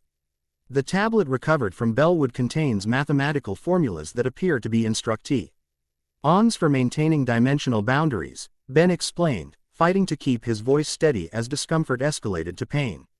When used in conjunction with the Omnitrix in its current state, it temporarily stabilized the tears into controlled portals. A sharp pain lanced up his arm, causing him to falter mid-sentence. The Omnitrix flared visibly through his sleeve, purple energy suddenly intensifying. "Mr. Tennyson," the Arbiter prompted when his silence stretched uncomfortably. "Sorry," Ben managed, gripping the podium to steady himself. "The artifact remains reactive to discussions of the void." He tried to continue, but the pain intensified. The Omnitrix was responding to something, not his words, but some external stimulus. Ben scanned the chamber, suddenly alert to potential threats. Nothing seemed immediately dangerous, yet the Omnitrix continued its agitated pulsing. "As I was saying," he pushed forward, "the Architect granted us limited time to implement a permanent solution. Without this, the entities will." The Omnitrix activated of its own accord, the dial turning without Ben's input. Purple energy engulfed his arm, spreading rapidly across his body before he could react. "Everyone stay back," he warned, fighting to control the unexpected transformation. The assembled delegates reacted with alarm, many rising from their seats or activating personal defense systems. Security personnel moved toward the central platform, weapons at ready despite Magister Tennyson's urgent gestures for restraint. Ben focused all his will on halting the transformation, but the process had already begun. The familiar sensation of his DNA reconfiguring washed over him, though slower and more painful than usual transformations. When the purple light receded, he stood before the Galactic Council partially transformed, his body caught between human and void matter forms, star-flecked darkness covering his right side while his left remained unchanged. "Stand down, Magi," Sir Tennyson's voice cut through the rising panic. "He's maintaining control." Ben indeed fought for that control, concentrating on containing the transformation from spreading further. The half-state was excruciating. Like being simultaneously pulled into two different dimensions, but he refused to surrender to either form completely. "Something's triggering the Omnitrix," he announced through gritted teeth, his voice resonating with the same otherworldly quality that characterized Voidmatter's speech. "Something in this chamber." Attea was on her feet instantly, her Imperial guards forming a perimeter around her position. "Scan for dimensional anomalies," she ordered, her tactical training evident in her immediate response to potential threat. "Full spectrum, priority on void energy signatures." Throughout the chamber, security protocols activated as delegates retreated to protected positions. Only a few remained calm amid the chaos, Azimuth studying the situation with scientific detachment. Magister Tennyson coordinating with security forces, and notably, Rayona of Ravana, who observed Ben with intense concentration rather than fear. "There." Rayona's voice cut through the commotion, her arm extending toward the upper gallery. "The light pattern is wrong." All eyes followed her indication to where a subtle distortion shimmered in the air, nearly invisible except when viewed from certain angles. The distortion pulsed in perfect synchronization with the Omnitrix's energy fluctuations. "Void breach forming," Ben confirmed, his transformed perception allowing him to see what others could barely detect. Small but growing, security forces converged on the location, but before they could establish containment, the distortion expanded explosively. A tear ripped open in the center of the Galactic Council chamber, smaller than those on Earth but emanating the same ominous void energy. From within emerged three serpentine entities, their star-flecked forms immediate, darting toward the assembled delegates with predatory intent. The chamber erupted into chaos. Delegates scattered while security forces opened fire, their energy weapons passing harmlessly through the partially materialized entities. The entities ignored most potential targets, moving with evident purpose toward a specific destination, the central platform where Ben stood. Fighting through the pain of his partial transformation, Ben raised his hands. Drawing on the void energy flowing through him, he attempted to force the entities into full materialization as he had done in Bellwood. The effort sent agony shooting through his divided form, but the technique partially worked. The entities flickered more solidly into normal space, becoming vulnerable to conventional weapons. "Now," he shouted to the security forces. "Hit them while they're solid." Coordinated fire from multiple positions struck the lead entity, dispersing its form into fragments that dissipated like smoke. The remaining two split apart, altering their trajectory to approach the platform from different angles. "Tennyson, duck." Attea's command came an instant before her disintegrator beam passed through the space where Ben's head had been, striking the second entity as it lunged from behind. The creature's form shuddered under the impact, its substance unraveling from our reality. The third entity, learning from its companion's destruction, shifted its approach. Rather than attacking directly, it darted toward the chamber's environmental controls, its form partly merging with the technology. Lights FL ickered throughout the chamber as systems malfunctioned under the entity's influence. "It's trying to disable life support," called an engineer from the technical station. "All systems compromised." Ben focused his attention on the merged entity, extending his perception through his transformed state to locate the creature within the Council's technological infrastructure. They're woven through circuitry, its void substance disrupting normal electron flow. With no time for subtlety, Ben slammed his transformed fist against the nearest control panel. Void energy surged from him into the systems, following the entity's path through the technological network. When his energy made contact with the creature, Ben seized it with his transformed will, forcibly extracting it from the machinery and dragging it into normal space. "Someone kill this thing," he growled, holding the struggling entity materialized through sheer force of will. "I can't maintain this much longer." A blur of motion PP roached from his peripheral vision, Rayona, moving with surprising speed and precision. In her hands she wielded what appeared to be a ceremonial Ravanahan staff, though its tips glowed with energy no traditional weapon would possess. With a fluid movement that spoke of extensive combat training, she drove the electrified staff through the entity's materialized form. The creature convulsed, GHT between Ben's dimensional grip and the disruptive energy of Rayona's weapon. With a final shriek that resonated painfully through multiple frequencies, it dissolved into particles that scattered like dying embers. Silence fell across the chamber as delegates and security forces processed what had just happened. The immediate threat had passed, but the implications remained chilling. Void Entity IEs had penetrated the Galactic Council's supposedly impregnable security. Ben fought to regain full control over the transformation, concentrating on reverting to human form. The process was agonizingly slow, the void energy reluctant to release its hold, but eventually the purple light receded, leaving him fully human once more. He stumbled slightly as the transformation completed, unexpectedly steadied by Rayona's hand on his arm. "Thank you," he managed, his voice rough from the strain. "You would have done the same," she replied simply, her accent lighter than he remembered from years past. Up close, he could see subtle changes in her features, a scar along her jawline that hadn't been there before, eyes that held more worldly knowledge than the traditional Ravanahan woman he'd once known.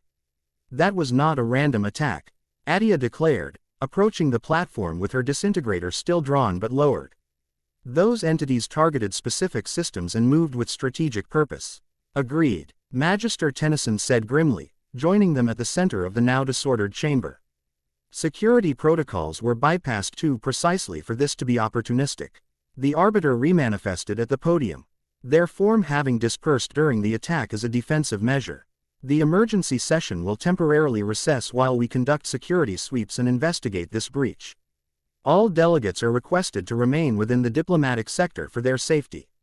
As the assembly began a controlled evacuation, Azimuth teleported directly to the small group at the central platform, his diminutive form appearing on the podium with a flash of green light. "Fascinating," the Galvan genius remarked, examining the residual energy where the entities had been destroyed. He maintained coherence in our dimension longer than previous specimens.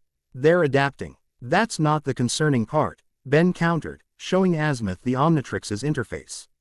"It activated without my command, partially transforming me before the breach even appeared. It's like it sensed the entities coming." Azimuth's eyes narrowed as he studied the device he'd created, now fundamentally altered by void energy. The artifact isn't merely attached to the Omnitrix, it's integrating with its core functions, becoming something new entirely. "The Voidborn Omnitrix," Rayona said softly. All eyes turned to her in surprise.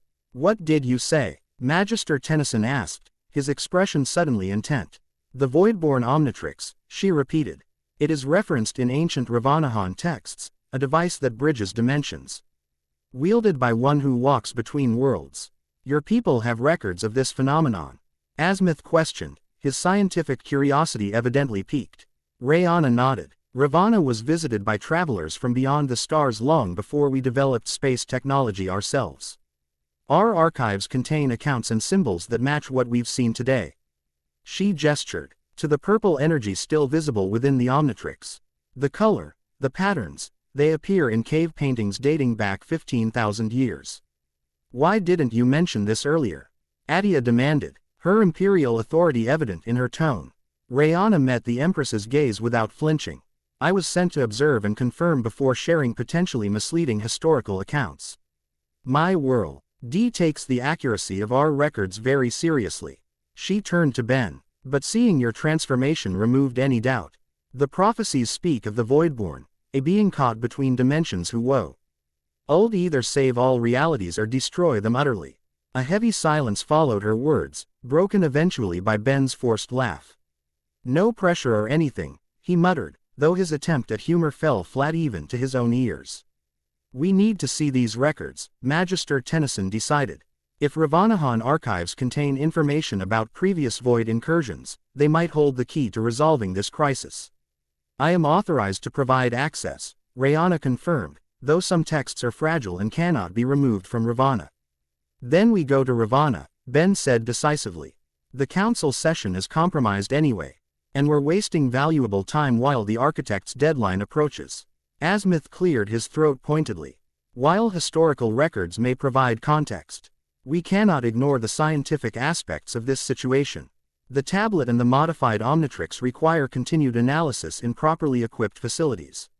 "Split the difference," Attea suggested the pragmatism of an experienced commander. "I'll dispatch scientific teams to work with Galvan specialists on the tablet. Meanwhile, a smaller group investigates the Ravanahan archives for historical precedents." "Since when do you give orders in council space, Empress?" Magister Tennyson asked, though his tone held more curiosity than challenge. Attea's expression remained coolly professional. Since my empire committed 12 research vessels and 50,000 troops to containing void breaches across 3 sectors. I have resources already deployed that could reach Ravana within hours. She's right, Ben acknowledged, surprising himself by supporting her position. We need to work simultaneously on multiple fronts. The scientific analysis continues here with Azimuth's team, W. While we investigate the historical angle on Ravana. We, Magister Tennyson raised an eyebrow.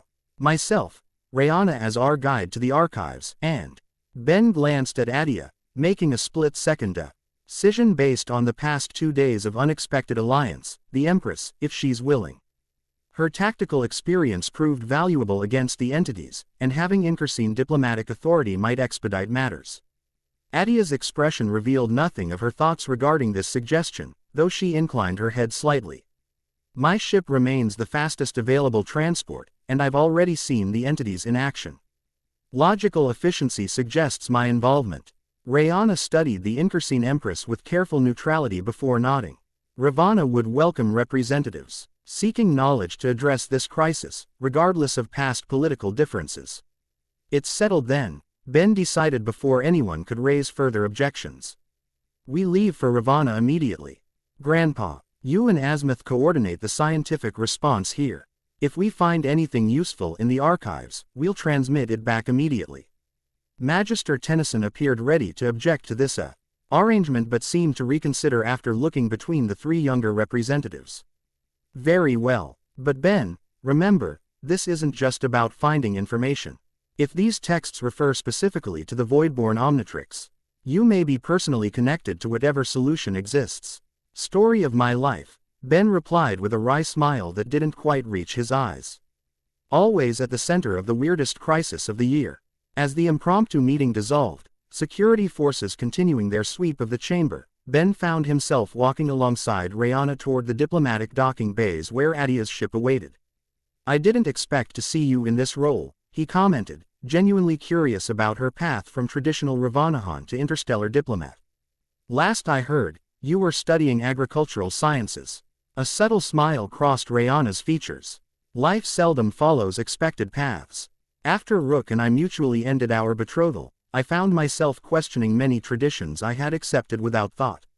My studies led to botanical discoveries that proved valuable for interplanetary trade, which in turn led to diplomatic opportunities. And the combat training? Ben inquired, recalling her efficient dispatch of the void entity. That didn't look like standard Ravanahan self-defense. When one represents a developing world among established powers, she replied with diplomatic precision. One learns many skills not taught in traditional settings. After a pause, she added more personally, though I believe you understand better than most how circumstances can transform us beyond our origins. The observation struck closer than she likely intended. Ben glanced down at the Omnitrix, its purple energy pulsing gently beneath the surface like a second heartbeat. Some transformations are more literal than others, yet equally profound, she noted perceptively. Their conversation paused as they reached the security checkpoint leading to the diplomatic docking bays. Ahead of them, Attea was already proceeding through, her imperial credentials granting expedited clearance. The Empress glanced back, her expression unreadable as she observed Ben and Rayona's approach. Your security escort appears concerned about our association, Rayona observed quietly, nodding subtly toward the Incursine guards who watched them with evident suspicion. Attea and I have history, Ben explained, deliberately understating years of conflict, temporary alliances, betrayals, and most recently, unexpected cooperation. Her empire and Earth haven't always been on friendly terms. And yet you suggested her participation in this mission, Rayona noted with the careful neutrality of a practiced diplomat. Interesting. Before Ben could respond to the implied question, they reached the checkpoint where Attea waited with thinly veiled impatience. If you've finished reminiscing, the Empress said dryly, my ship is prepared for immediate departure. The CER, ammonial farewell protocols have been waived given the emergency nature of our mission. How tragically we'll miss the formal speeches, Ben replied with mock disappointment. Attea's mouth twitched, in what might have been the ghost of amusement. Indeed, a terrible sacrifice in the name of efficiency. Rayona observed this exchange with thoughtful attention, her diplomatic training evident in her careful analysis of the unexpected dynamic between former enemies. The trio proceeded through the final security barriers toward the Inkersine royal vessel. Unlike the military transport that had brought Attea to Earth, this ship combined imperial grandeur with diplomatic functionality, sleek and impressive without the overt weaponry that would violate Council neutrality protocols. As they approached the boarding ramp, an unexpected commotion erupted from a nearby docking bay. Shouts and the distinctive sound of energy weapons discharging echoed through the diplomatic sector. "Breach in Sector 7 Delta," called a security officer over the general communication channel. "All personnel, defensive positions." "Another void breach?" Ben questioned, already activating the Omnitrix. "Negative," came the response through the station-wide alert system. "Armed intruders, conventional weapons, approaching diplomatic docking bays." Attea's guards immediately formed a protective formation around their empress. "Weapons drawn and ready. Secure His Majesty's transport," the lead guard ordered, using the formal address despite Attea's female status, a quirk of Inkersine imperial tradition. Hat had never adapted its terminology despite several queens ruling throughout their history. "Rayona, stay close," Ben instructed, placing himself between the Ravanahan diplomat and the direction of the disturbance. The Omnitrix was active and ready, though he hesitated to transform without knowing exactly what threat they faced. They didn't have to wait long for clarification. Around the curve, Ed Corridor appeared a group of armed figures, not void entities but organic beings wearing environmental suits that concealed their species. They moved with military precision, firing indiscriminately at security barriers and surveillance systems. "Assassins," Attea concluded immediately, her tactical assessment evident in her clipped tone. "Formation Delta 6, she commanded her guards, who responded by adjusting their positions to create overlapping fields of fire." Ben cycled quickly through available transformations, bypassing the void forms whose unpredictable energy might endanger allies in the confined space. "Going hero," he announced, selecting Diamondhead and slapping down the dial. The transformation washed over him, but something was wrong. The familiar crystalline form of Diamondhead appeared as expected, but threaded through its transparent body were veins of purple void energy, pulsing in rhythm with his thoughts. "What the?" Ben had no time to analyze this development. As the attackers rounded the final bend and spotted their group. "Priority targets confirmed," called one attacker, their voice distorted through their environmental helmet. "Tennyson, the Empress, and the Ravanahan. All three together. Perfect. So much for coincidence," Ben muttered, raising crystalline arms that now glinted with internal void energy.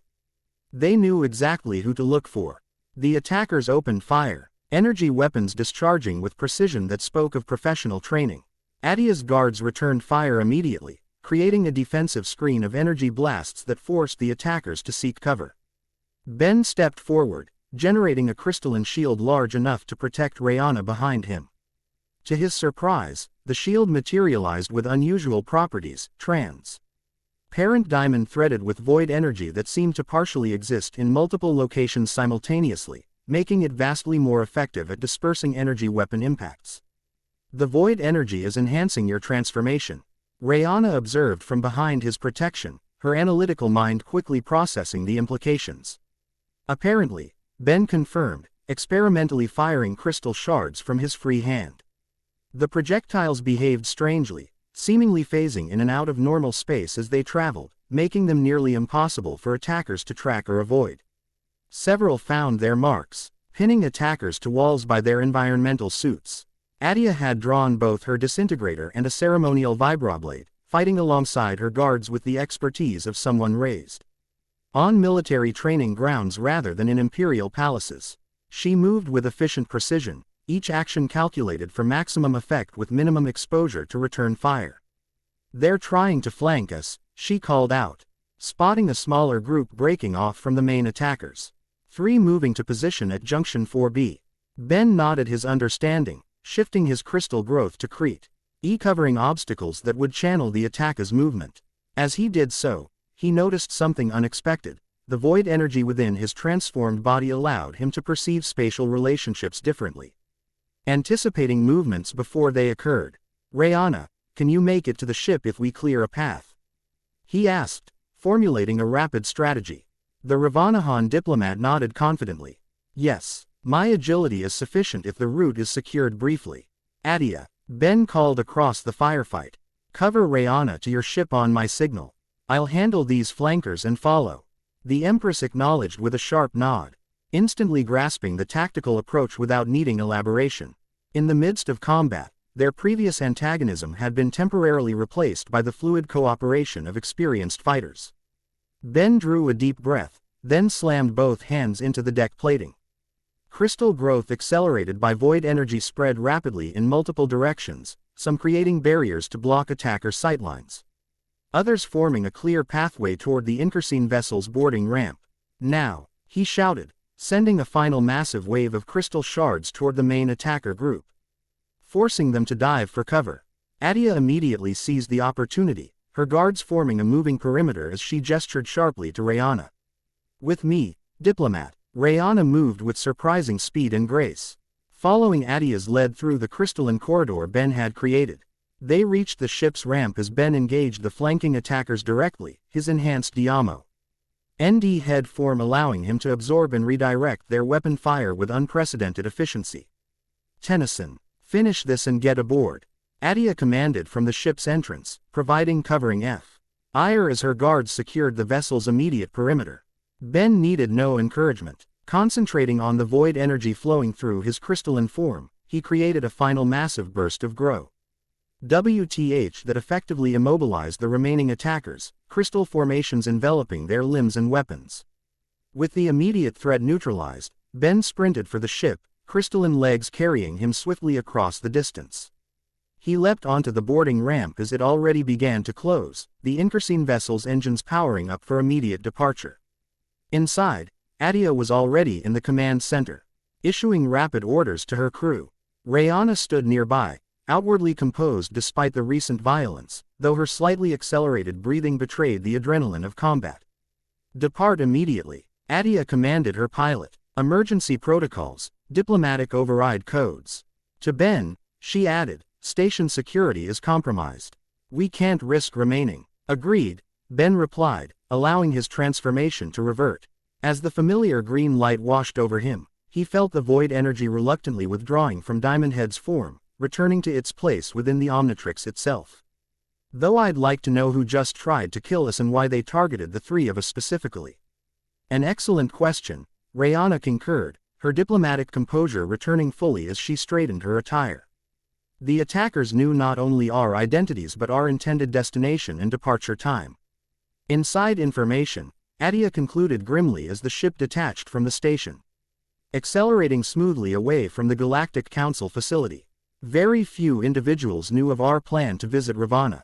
Ben moved to a viewport, watching as the Council station receded behind them. Magister Tennyson, Azimuth, the Arbiter, and whoever they communicated with to arrange clearances. Not a long list, yet sufficient for infiltration, Rayona noted. Particularly if the VOID entities are capable of influencing organic minds as well as technology. That possibility hung ominously in the air between them.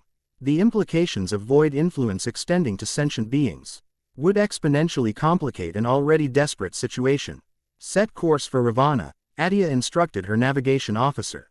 Maximum speed, secure channel only for communications. To her security chief, she added, full spectrum scanning for pursuit and anomalous energy signatures. I want to know immediately if anything follows us. With immediate dangers addressed, the three unlikely allies gathered around a tactical display table in the ship's command center. The atmosphere between them had subtly shifted, the shared experience of combat creating a tentative framework of trust where political differences had previously dominated. The attack confirms one thing, Ben observed, studying a replay of the council chamber incident on the display. Someone doesn't want us investigating the Ravanahan archives. Which means there's something there worth finding. The prophecy of the Voidborn, Rayona suggested, her expression thoughtful. Though our public records mention it only in passing, the complete texts contain much more detail, including potential methods for dimensional stabilization. Why keep such critical information restricted? Attea questioned sharply. If Revo Na has possessed solutions all along. Not solutions, Rayona corrected with diplomatic precision. Historical accounts of previous incursions and the methods attempted to address them. Some succeeded temporarily, others failed catastrophically. None constitutes a guaranteed remedy for our current situation. But they could provide insights no one's considered, Ben concluded. Especially regarding the Voidborn Omnitrix. He raised his wrist, studying the device that continued its subtle purple pulsing. I still don't understand why the artifact chose to merge with the Omnitrix specifically. Or why these void forms feel different from any alien transformation I've used before. Perhaps the archives will clarify that as well, Rayona offered. The texts speak of a chosen vessel, WHO would carry the burden of dimensional balance. Wonderful, Ben muttered. Another, chosen one, prophecy. Those always end so well for everyone involved. Attea's mouth quirked in what might have been amusement. Disappointed to learn you're special, Tennyson. I thought you thrived on exceptionalism. There's a difference between being good at what I do and being cosmically designated for some mysterious purpose, Ben countered. Though without heat. One I earned, the other just happened to me. Perhaps it is not as random as it appears, Rayona suggested. The artifact may have recognized something in you, or in the Omnitrix, that made you uniquely suitable as its bearer. The ship's communication system interrupted their discussion, a priority alert flashing on the central display. Multiple void breaches detected, reported the sensor officer, forming directly in our flight path. Ben moved immediately to the forward viewport. Sure enough, the darkness of space ahead was marred by forming tiers in reality, not the stable portals from Earth, but jagged wounds similar to the initial breaches. They're tracking us, he realized aloud. Or more specifically, tracking me. He held up the Omnitrix, its purple energy pulsing more rapidly in proximity to the forming breaches. Can you close them as you did on my ship? Attea demanded, already issuing preparedness orders to her crew. Ben shook his head grimly. Too many, and forming too quickly. Even void matter couldn't handle them all simultaneously. Then we go through, Attea decided without hesitation. Navigation. Plot the most direct course through the breach field. Shields at maximum. Through. Rayona questioned, her typical composure showing cracks of concern. Is that wise? Wiser than stopping to fight an endless wave of entities? Attea replied pragmatically. We have a mission, and limited time to complete it. If the breaches are specifically targeting Tennyson, they'll continue forming wherever we try to divert. Ben studied the tactical display, which now showed dozens of breaches forming ahead, creating an increasingly dense field of dimensional tiers. She's right. We can't outrun them or fight them all. Our best option is direct passage while they're still forming. Approaching breach field in 40 seconds, announced the navigation officer. Holding course as ordered. Command Center's atmosphere tensed as crew members secured stations for potential combat. Attea moved to the captain's position, her expression revealing nothing of whatever concerns she might harbor about their desperate strategy. If we encounter entities, she instructed, priority is maintaining our course. Do not engage unless they directly threaten ship integrity. What about the Omnitrix? Rayona asked Ben quietly. Will proximity to so many breaches affect it? Are you? A valid question Ben had been considering himself. I don't know, he admitted. But we're about to find out. The viewports now showed the breach field clearly, dozens of purple tiers in space-time, each pulsing with void energy. As the ship approached, Ben felt the Omnitrix respond, its energy synchronizing with the external breaches. The sensation wasn't painful as previous reactions had been, but deeply unsettling, as though parts of his consciousness were being pulled toward the void. Entering breach field now, the pilot announced. Holding steady, the ship plunged into the field of dimensional tiers. Through the viewports, reality itself seemed to stutter and fracture, stars elongated into impossible streamers of light.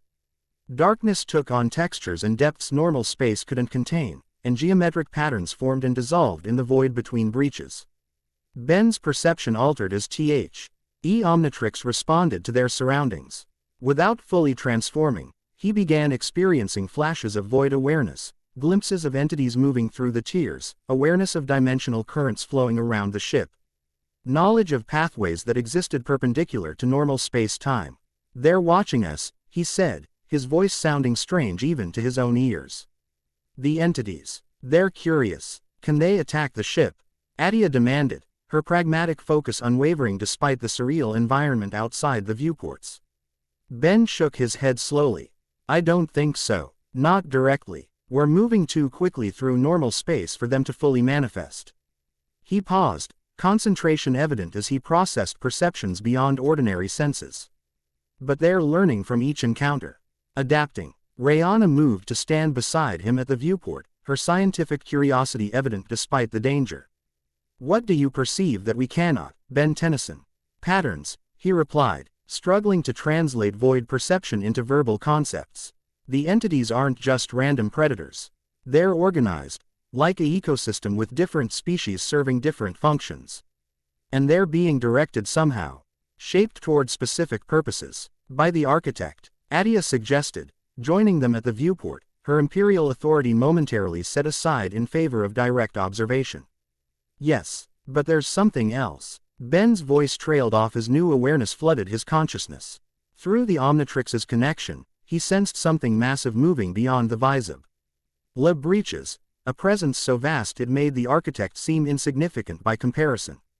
Something's watching from deep within the void. Something ancient. The moment of revelation passed as suddenly as it had come. The ship emerged from the far side of the breach field, normal space reasserting itself around them. The Omnitrix's purple energy subsided to its typical gentle pulsing, and Ben's expanded perception retracted to normal human awareness. Well, Attea remarked after a moment of silence, that was informative. And concerning, Rayona added. If Ben's perceptions are accurate, we face not merely environmental hazards but an organized force with intelligence directing it. Trust me, I wish I were wrong, Ben said, rubbing his temples where a headache began forming, aftermath of the temporary void awareness. But there's definitely something orchestrating these breaches. Something that knows exactly what it's doing, and what we're doing. Attea returned to the tactical display, examining the sensor data collected during their passage. No pursuit detected, and the breach field appears to be dissolving behind us. Whatever their purpose, they allowed us through. EY got what they wanted from the encounter, Ben suggested grimly. Information about us, about the ship, about our destination. Reconnoitering, Attea agreed, her military background providing immediate understanding. Preliminary contact before more directed engagement. Our course remains clear, Rayona asserted with quiet determination. Whatever their intentions, we must reach Ravana and access the archives. If previous cycles of void incursion were successfully resolved, we may find methods applicable to our situation.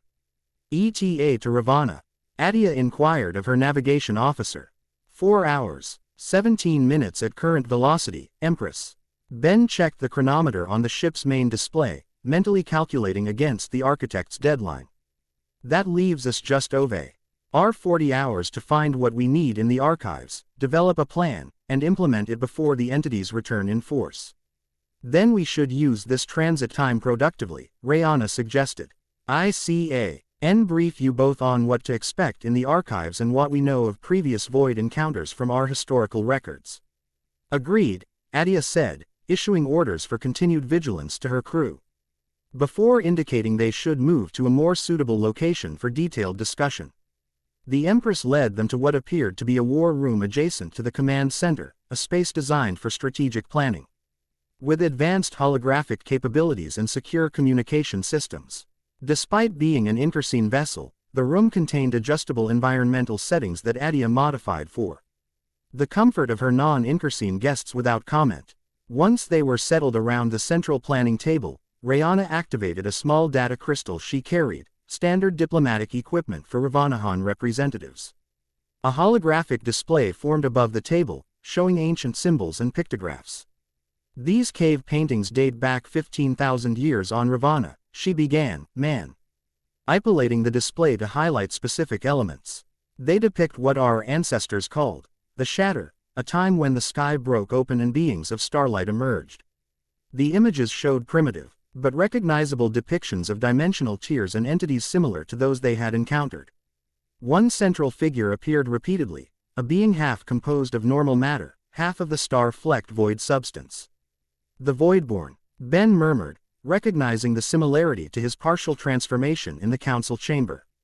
Rayona nodded. According to the accounts, the Voidborn was both savior and potential destroyer, one who could either heal the shattered boundaries or tear them down completely. She manipulated the display to show later, more sophisticated renderings from various historical periods. The cycle appears to repeat approximately every 3,000 years, though with variations in intensity and duration. And the previous solutions? Attea inquired, her focus practical as always. What methods succeeded in resolving these incursions? Rayona's expression grew more reserved. The records are incomplete. Deliberate omissions exist in the public archives. Complete texts are sealed within what we call the ancestral vault, accessible only to those with specific authority and purpose. Which you have arranged for us, Attea concluded, a statement rather than a question. I have submitted the formal request, Rayona confirmed with diplomatic precision. Given the emergency nature of our mission, exceptions to traditional protocols are being considered. We should receive confirmation before our arrival. Ben studied the historical images with growing unease. Each cycle depicted showed the Voidborn figure making what appeared to be a significant sacrifice to seal the breaches, though the nature of that sacrifice was ambiguously rendered. These previous Voidborn figures, he asked, indicating the repeating motif, what happened to them aft? Are they restored the dimensional boundaries? Rayona hesitated before answering, her expression carefully controlled. The records are not entirely clear on their fate. However, the general implicatio is that the burden of maintaining dimensional balance exacted a significant personal cost. They didn't survive, Ben translated bluntly, recognizing diplomatic evasion when he heard it. Not in their original form. Rayona acknowledged after a moment. The more detailed accounts in the ancestral vault may provide greater clarity on this point. An uncomfortable silence followed this revelation, broken eventually by Attea's pragmatic assessment. Information about previous outcomes, while personally relevant to Tennyson, is secondary to our primary objective, she stated. We need functional methods of dimensional stabilization, regardless of their cost to individual participants. Ben shot her a sardonic look. Easy to say when you're not the one potentially making the sacrifice. To his surprise, Attea met his gaze directly, her expression serious rather than dismissive. If the alternative is dimensional collapse affecting trillions of lives across countless worlds, even emperors must consider necessary sacrifices. Strategy sometimes requires accepting undesirable outcomes when alternatives are worse. I do not believe we should assume the worst before reviewing all available information. Rayona interjected diplomatically. Historical accounts often emphasize dramatic elements while overlooking more technical details that might provide alternative approaches. Ben nodded, appreciating her attempt to refocus the discussion productively. You're right, we need all the facts before jumping to conclusions. To Attea, he added more personally, and I've never been great at accepting predetermined outcomes anyway. The faintest suggestion of a smile touched Attea's mouth. Your stubborn refusal to accept logical inevitabilities has proven occasionally useful in the past, she acknowledged. Though it remains an inefficient approach to crisis management. High praise indeed from the Empress of Efficiency, Ben replied with mock gravity. Rayona observed this exchange with diplomatic discretion, though her subtle expression suggested she was cataloging the unusual dynamic between former adversaries with professional interest. The remainder of the RNEY passed in productive analysis of available information. Rayona shared what limited technical details existed in the public Ravanahan records, while Attea contributed tactical assessments based on in-cutscene encounters with the entities across multiple worlds. Ben focused on understanding the growing connection between himself, the Omnitrix, and the Void, occasionally experiencing flashes of awareness that provided insights the others couldn't access.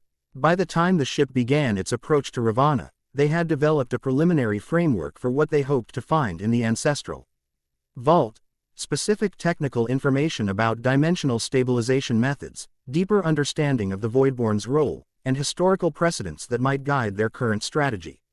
Ravana appeared through the viewport, a predominantly agricultural world, its surface a patchwork of carefully cultivated amber grain fields interspersed with rocky highlands and scattered settlement clusters. Unlike many worlds of its development level, Ravana had largely maintained its traditional society while selectively incorporating off-world technology and trade. "We've received landing clearance for the Central Provincial Capital," announced the communication officer. "Diplomatic protocols have been abbreviated due to the emergency nature of our visit." "Excellent," Attea responded. "Inform me of any unusual activity or communication during our approach." As the ship descended through Ravana's atmosphere, Ben noted significant changes since his last visit years earlier. While still primarily agricultural, the central province now featured more modern infrastructure, landing facilities for interstellar vessels, energy collection arrays discreetly integrated into traditional architecture, and communication centers designed to resemble historical structures while housing advanced technology. "Your world has developed significantly," he observed to Rayona, who stood beside him at the viewport. "Selectively," she corrected with evident pride. "We choose which elements of galactic society to incorporate based on their compatibility with our cultural values and long-term benefit to our people. Progress without loss of identity. A wise approach," Attea remarked unexpectedly. "Many worlds rush to modernize without consideration for what traditions merit preservation. They lose strategic advantages unique to their cultural development." Rayona regarded the Empress with new interest. An unexpected perspective from the ruler of an expansionist empire. "Effective conq. UEST requires understanding the value in what you acquire," Attea replied matter-of-factly. "Destroying useful cultural elements is inefficient." "Such pragmatism," Ben commented dryly. "Almost sounds like respect." "Practical assessment," Attea corrected, though without her former sharpness. "Respect requires more personal investment than strategic evaluation." The ship completed its landing sequence at a facility that managed to be both functional for interstellar vessels and aesthetically consistent with traditional Ravanahan design sensibilities.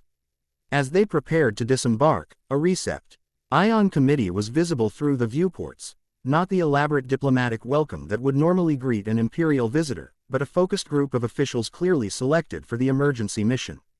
The cultural minister herself, Rayona observed with evident surprise. "An unprecedented honor given the circumstances. Or an indication of how seriously your government takes the Void incursion," Ben suggested. "Both," Rayona acknowledged. "Minister Aldora oversees the Ancestral Vault personally. Her presence suggests our access has been approved at the highest levels." Attea issued final instructions to her ship's commander before joining them at the main exit. She had exchanged her full imperial regalia for more practical attire that still unmistakably marked her status, a decision that balanced diplomatic protocol with the necessity for potential combat mobility. "My security detail will remain minimal," she informed them as the boarding ramp extended. "2 guards only, as a concession to protocol rather than perceived threat. I assume that meets with Ravanahan expectations." Rayona nodded appreciatively. "A most appropriate compromise. Thank you for your cultural sensitivity, Empress." The trio descended the ramp together, presenting a unified front despite their diverse origins. Ben noticed the subtle repositioning of both Ravanahan security and Attea's guards as they assessed each other, professional courtesy masking mutual wariness. Minister Aldora stepped forward to greet them, an older Ravanahan woman whose traditional robes featured subtle embellishments indicating her scholarly and political status. Despite her age, she carried herself with the straight-backed posture common to a people whose agricultural work demanded physical strength throughout their lives. "Representatives of Earth and the Incursine Empire," she greeted them formally.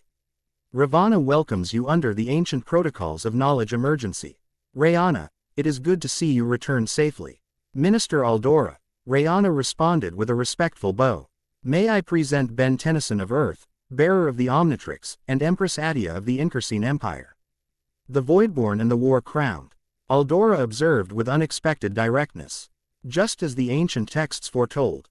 Before either could respond to this startling greeting, she continued pragmatically, "The Ancestral Vault has been prepared for your immediate access. Transport awaits to take us directly to the Sacred Mountain."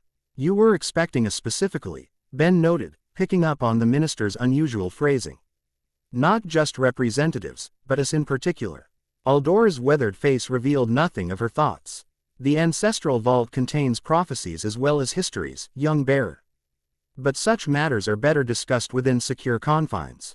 Please, follow me." As they moved toward the waiting transport vehicles, traditional amber harvester designs modified with modern propulsion systems. Ben glanced at Attea.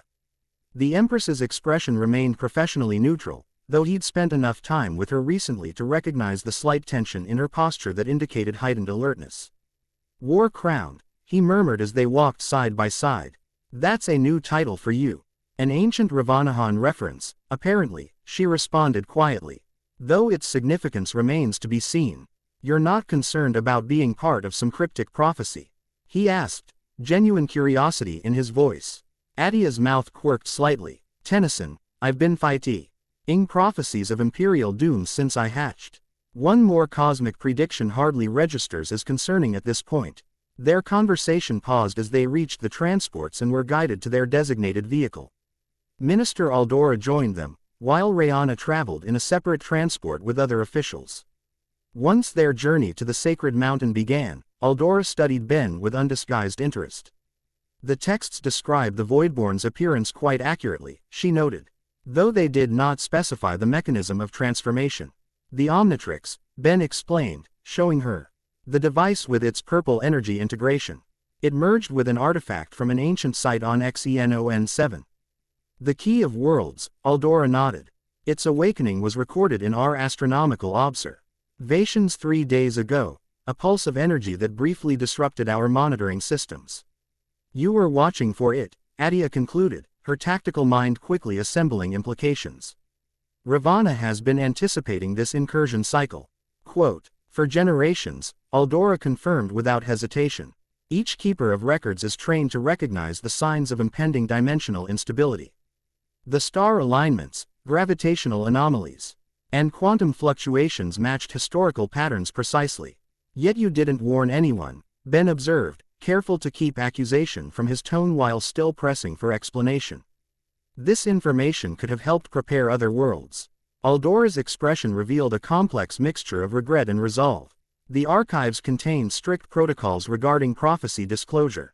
Previous cycles demonstrated that premature warnings often led to worse outcomes: panic, attempted weaponization of dimensional energies, or interference with the emergence of key figures necessary for resolution. Like the Voidborn, Ben surmised.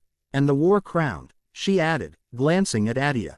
The balance between creation and destruction, preservation and transformation. Together, essential to the cycle's completion.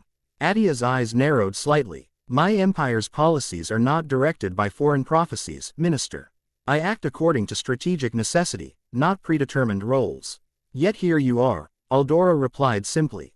Exactly where the text said you would be, when they said you would be here. The implication of predestination hung uncomfortably between them as their transport continued its journey up the winding mountain path. Ben watched the landscape passing outside, amber fields giving way to rocky terrain where traditional Ravanahan stone architecture blended harmoniously with the natural environment. These texts, he finally asked, breaking the contemplative silence, do they specify how this cycle ends? Do we successfully stabilize the dimensions? Aldora studied him thoughtfully before answering. The records of previous cycles are complete. The prophecies regarding this specific cycle are less definitive. They speak of multiple possible outcomes depending on choices made by key figures. Convenient ambiguity, Attea remarked dryly. Or acknowledgement of free will within cosmic patterns, Aldora countered without taking offense. The archives do not claim to dictate the future, Empress. They record patterns and possibilities based on accumulated wisdom. The transport rounded a final bend, revealing their destination, a massive structure built into the mountainside itself.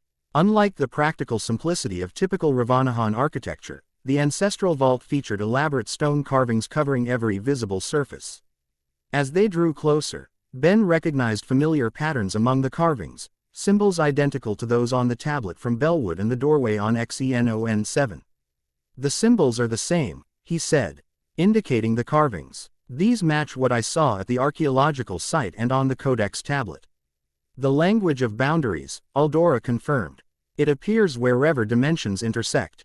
Our ancestors learned to interpret its basic elements, though much remains untranslated. Their transport came to a stop in a courtyard before massive stone doors intricately carved with concentric circular patterns. Rayona's vehicle arrived moments later, and she joined them as they approached the entrance to the ancestral vault. The Archives Council has granted unlimited access to all restricted materials relating to dimensional phenomena, she informed them. An unprecedented decision reflecting the severity of our situation and the prophecy's requirements, Aldora added. To Ben and Attea, she explained. The Voidborn and War-Crowned must receive the complete knowledge to fulfill their functions in the cycle. I'm really starting to dislike the term cycle, Ben muttered. Makes it sound like we're just repeating what's happened before. Patterns recur throughout history, Rayona observed philosophically. But specific circumstances and individuals create unique variations within each iteration. Well said, diplomat, Attea commented, her tone suggesting genuine approval. Strategic analysis recognizes patterns while adapting to specific tactical realities. The massive doors began opening inward, revealing a cavernous space illuminated by a combination of natural light from strategically placed openings and soft ambient lighting from technolog. Discreetly integrated into the ancient structure. The air that emerged carried the distinctive scent of preserved materials and the faintest hint of ozone, similar to the energy Ben had sensed around void breaches.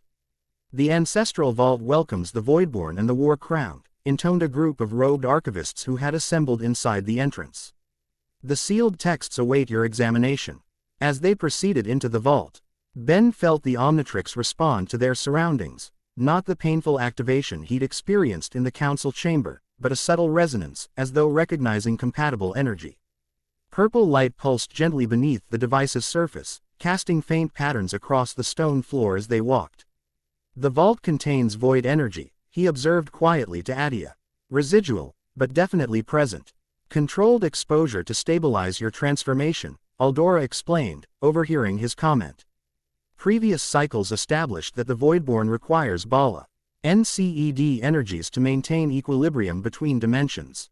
They were led through a series of increasingly restricted chambers, each containing historical materials of obvious significance, ancient tech. HNO-logical devices preserved in stasis fields, biological specimens unlike any known species, and most prominently, extensive records in various media ranging from primitive stone tablets to advanced crystal matrices. The final chamber they entered was smaller and clearly designed for focused research rather than preservation or display. At its center stood a circular table surrounded by comforta BLE seating accommodating different physiologies. Embedded in the table was a familiar object, a crystalline tablet identical to the one Kevin had found in Bellwood. The Prime Codex, Aldora announced. The original template from which all other codices were created. Its counterpart, the one recovered on your world, is a reception node designed to activate when dimensional barriers thin. They work as a pair, Ben realized. Approaching the table cautiously, the Codex from Bellwood responded to the Omnitrix. A simplified explanation, but essentially correct, Aldora confirmed. The Prime Codex contains the complete dimensional mathematics required to stabilize the boundaries. The reception nodes translate those equations into applicable forms for specific breach locations. Attea Street, you died the arrangement with tactical assessment. And you've maintained this knowledge in isolation for thousands of years, accessible only to your archivists. Protected, not hidden, Rayona corrected diplomatically. After previous cycles demonstrated the dangers of misapplication. Specifically, Aldora elaborated, attempts by various civilizations to weaponize void energy or create permanent passages between dimensions. The results were catastrophic. So what exactly happens during a successful resolution of the cycle? Ben asked, focusing on the practical outcome. How did previous Voidborn figures stabilize the dimensions? Aldora gestured to the archivists, who activated a series of holographic displays around the chamber. Three-dimensional images appeared, showing history. Cal depictions of previous cycles, different beings in different eras, but all sharing the distinctive half-void appearance that characterized Ben's transformed state. Each cycle follows a similar pattern. Aldora explained as the images shifted chronologically. The barriers between dimensions thin naturally approximately every 3,000 years due to cosmic alignments we don't fully understand. During these periods, a key of worlds activates and merges with a suitable vessel, creating the Voidborn. The images showed various key artifacts throughout history, each merging with different beings from various species. Ben noticed that none appeared human, though all were humanoid to varying degrees. Simultaneously, Aldora continued, the codices activate, providing the mathematical framework necessary for dimensional stabilization. The Voidborn, having access to both dimensions, implements these equations through direct manipulation of the dimensional boundaries. And the war-crowned Attea inquired, her imperial discipline not quite concealing her interest in her own prophesied role. Aldora indicated another series of images, various military or imperial figures throughout history, each leading forces against void entities while the Voidborn worked to seal the boundaries. The defender of physical space, she explained. While the Voidborn works from between dimensions, the War-Crowned organizes the defense of normal space against entity incursion.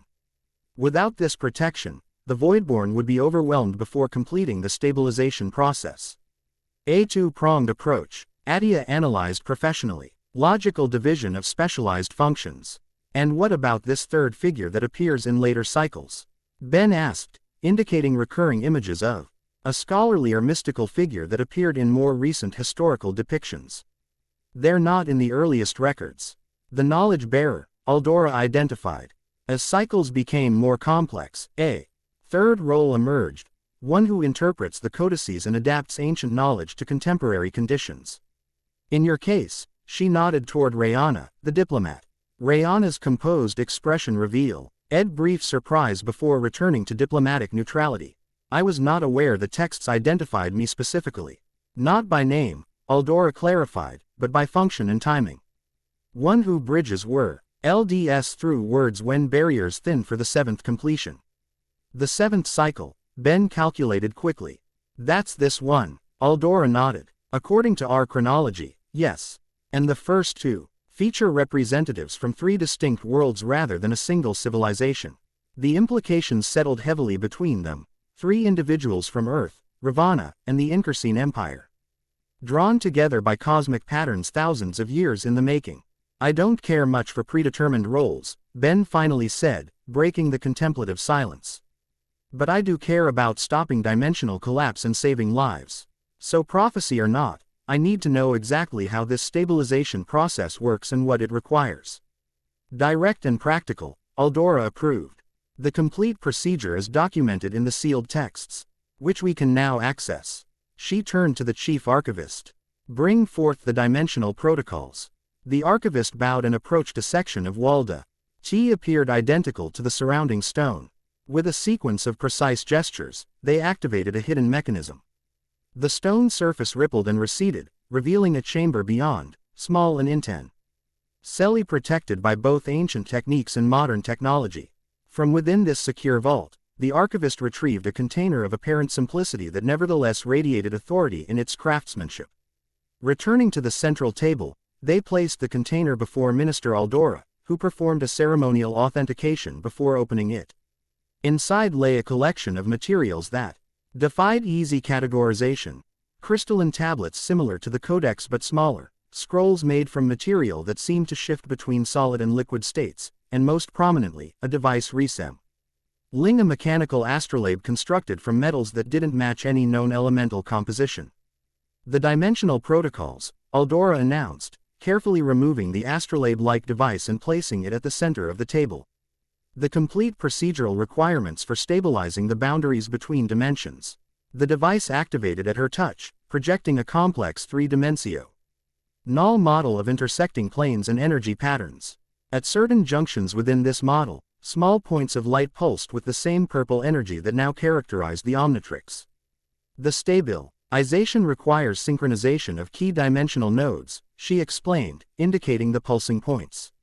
When properly aligned and energized, they create a reinforced boundary structure that can withstand the natural thinning cycle. And the Voidborn's role is to access these nodes. Ben surmised, studying the complex pattern with growing understanding. His connection to the void seemed to provide intuitive comprehension of the dimensional mathematics that would otherwise have been incomprehensible. Yes and no, Aldora replied with scholarly precision. The Voidborn must not merely access the nodes, but become the primary node, the living anchor point between dimensions. The implication hung heavily in the air. A permanent position, Attea asked directly, voicing what Ben himself was considering. Aldora hesitated before answering. In previous cycles, yes. The Voidborn became a permanent bridge between dimensions, existing simultaneously in both normal space and the void to maintain stability. So I'd be stuck half-transformed forever, Ben concluded bluntly. Trapped between dimensions as some kind of cosmic support beam. That was the historical outcome, Rayona interjected. Her diplomatic training evident in her careful phrasing. However, the texts also suggest evolving methodology with each cycle. What was permanent in the first cycle became periodic in the third. And potentially temporary by the sixth. Explain, Attea demanded, her tone reflecting surprising concern despite her typically pragmatic demeanor. Rayona looked to Aldora, who nodded permission to continue. The later protocols indicate development of rotational stabilization, Rayona elaborated, manipulating the projection to highlight specific patterns. Rather than a single fixed anchor point, multiple synchronized nodes established in sequence, potentially allowing the Voidborn to eventually withdraw from the anchor position once the network becomes self-sustaining. How long is eventually? Ben asked, the practical question foremost in his mind. The texts are imprecise on this point, Rayona admitted. Measured in what translates approximately as dimensional cycles, rather than standard temporal units. Quote, because time flows differently between dimensions, Ben realized, drawing on knowledge that seemed to surface from his connection to the void. What might be years here could be moments there. Or vice versa. Precisely, Aldora confirmed. The sixth cycle Voidborn reported experiencing approximately 3 local years while decades passed in normal space. However, they eventually returned to their original dimension, though significantly changed by the experience. Changed how? Ben pressed, needing to understand the full implications. Physically and perceptually altered, Aldora replied with scholarly detachment. Capable of perceiving multiple dimensions simultaneously, processing information beyond normal cognitive parameters, and manipulating dimensional energies at will. Effectively, a new state of existence rather than a return to the previous one. But still independent and self-determining, Ben clarified, focusing on the aspect that concerned him most. Not merely a fixed cosmic infrastructure component. Yes, Aldora confirmed, though their perspective and priorities were reportedly quite different from their pre-transformation values. Ben absorbed this information, considering the implications carefully. Permanent transformation wasn't unprecedented in his experience. He'd been trapped in alien forms before, had erged with the Omnitrix in alternate timelines. The prospect wasn't ideal, but if necessary to prevent dimensional collapse. What about the war-crowned and knowledge-bearer roles? Attea inquired, interrupting his thoughts. What specific functions do they perform during stabilization? The war-crowned establishes and maintains defensive perimeters around each stabilization node during the process, Aldora explained. Indicating positions on the projection. Void entities will instinctively attack these points, attempting to prevent boundary reinforcement. Standard security protocol, Attea assessed professionally. Defendable with sufficient forces and appropriate strategy. The knowledge bearer's function is more complex, Aldora continued, turning to Rayona. They must interpret the codex mathematics in real time, adjusting calculations to account for specific local conditions at each node. Without this adaptation, the stabilization fails regardless of the Voidborn's efforts. A truly balanced triumvirate, Rayona observed thoughtfully, each role essential, none sufficient individually. Which brings us to the most critical question, Ben said, refocusing the discussion. How do we actually implement this process within the architect's deadline? We have less than 40 hours remaining. The process requires simultaneous activation of 7 primary nodes, Aldora stated. Highlighting specific points on the dimensional model, each corresponding to a major breach point in normal space. 7 points, 3 of us, Attea calculated immediately. Insuffici. End coverage without additional trained personnel. Not necessarily, Rayona interjected, studying the model with growing understanding. The protocols indicate sequential activation rather than truly simultaneous implementation. Each node, once stabilized, provides approximately 12 standard hours before requiring the complete triumvirate again. So we establish one node, move to the next, and continue in sequence. Ben summarized, 7 locations in 3 days. Tight but possible, if we know the correct locations, Attea pointed out pragmatically. and have transport capable of reaching them in time. The node locations correspond to places where dimensional boundaries are naturally thinnest, Aldora explained, manipulating the projection to overlay a galactic map. 6 of these positions are fixed and known. The 7th is mobile, the point where the Key of Worlds first activated. The end. I hope you enjoyed this episode. Remember to subscribe and like this video. See you in the next video.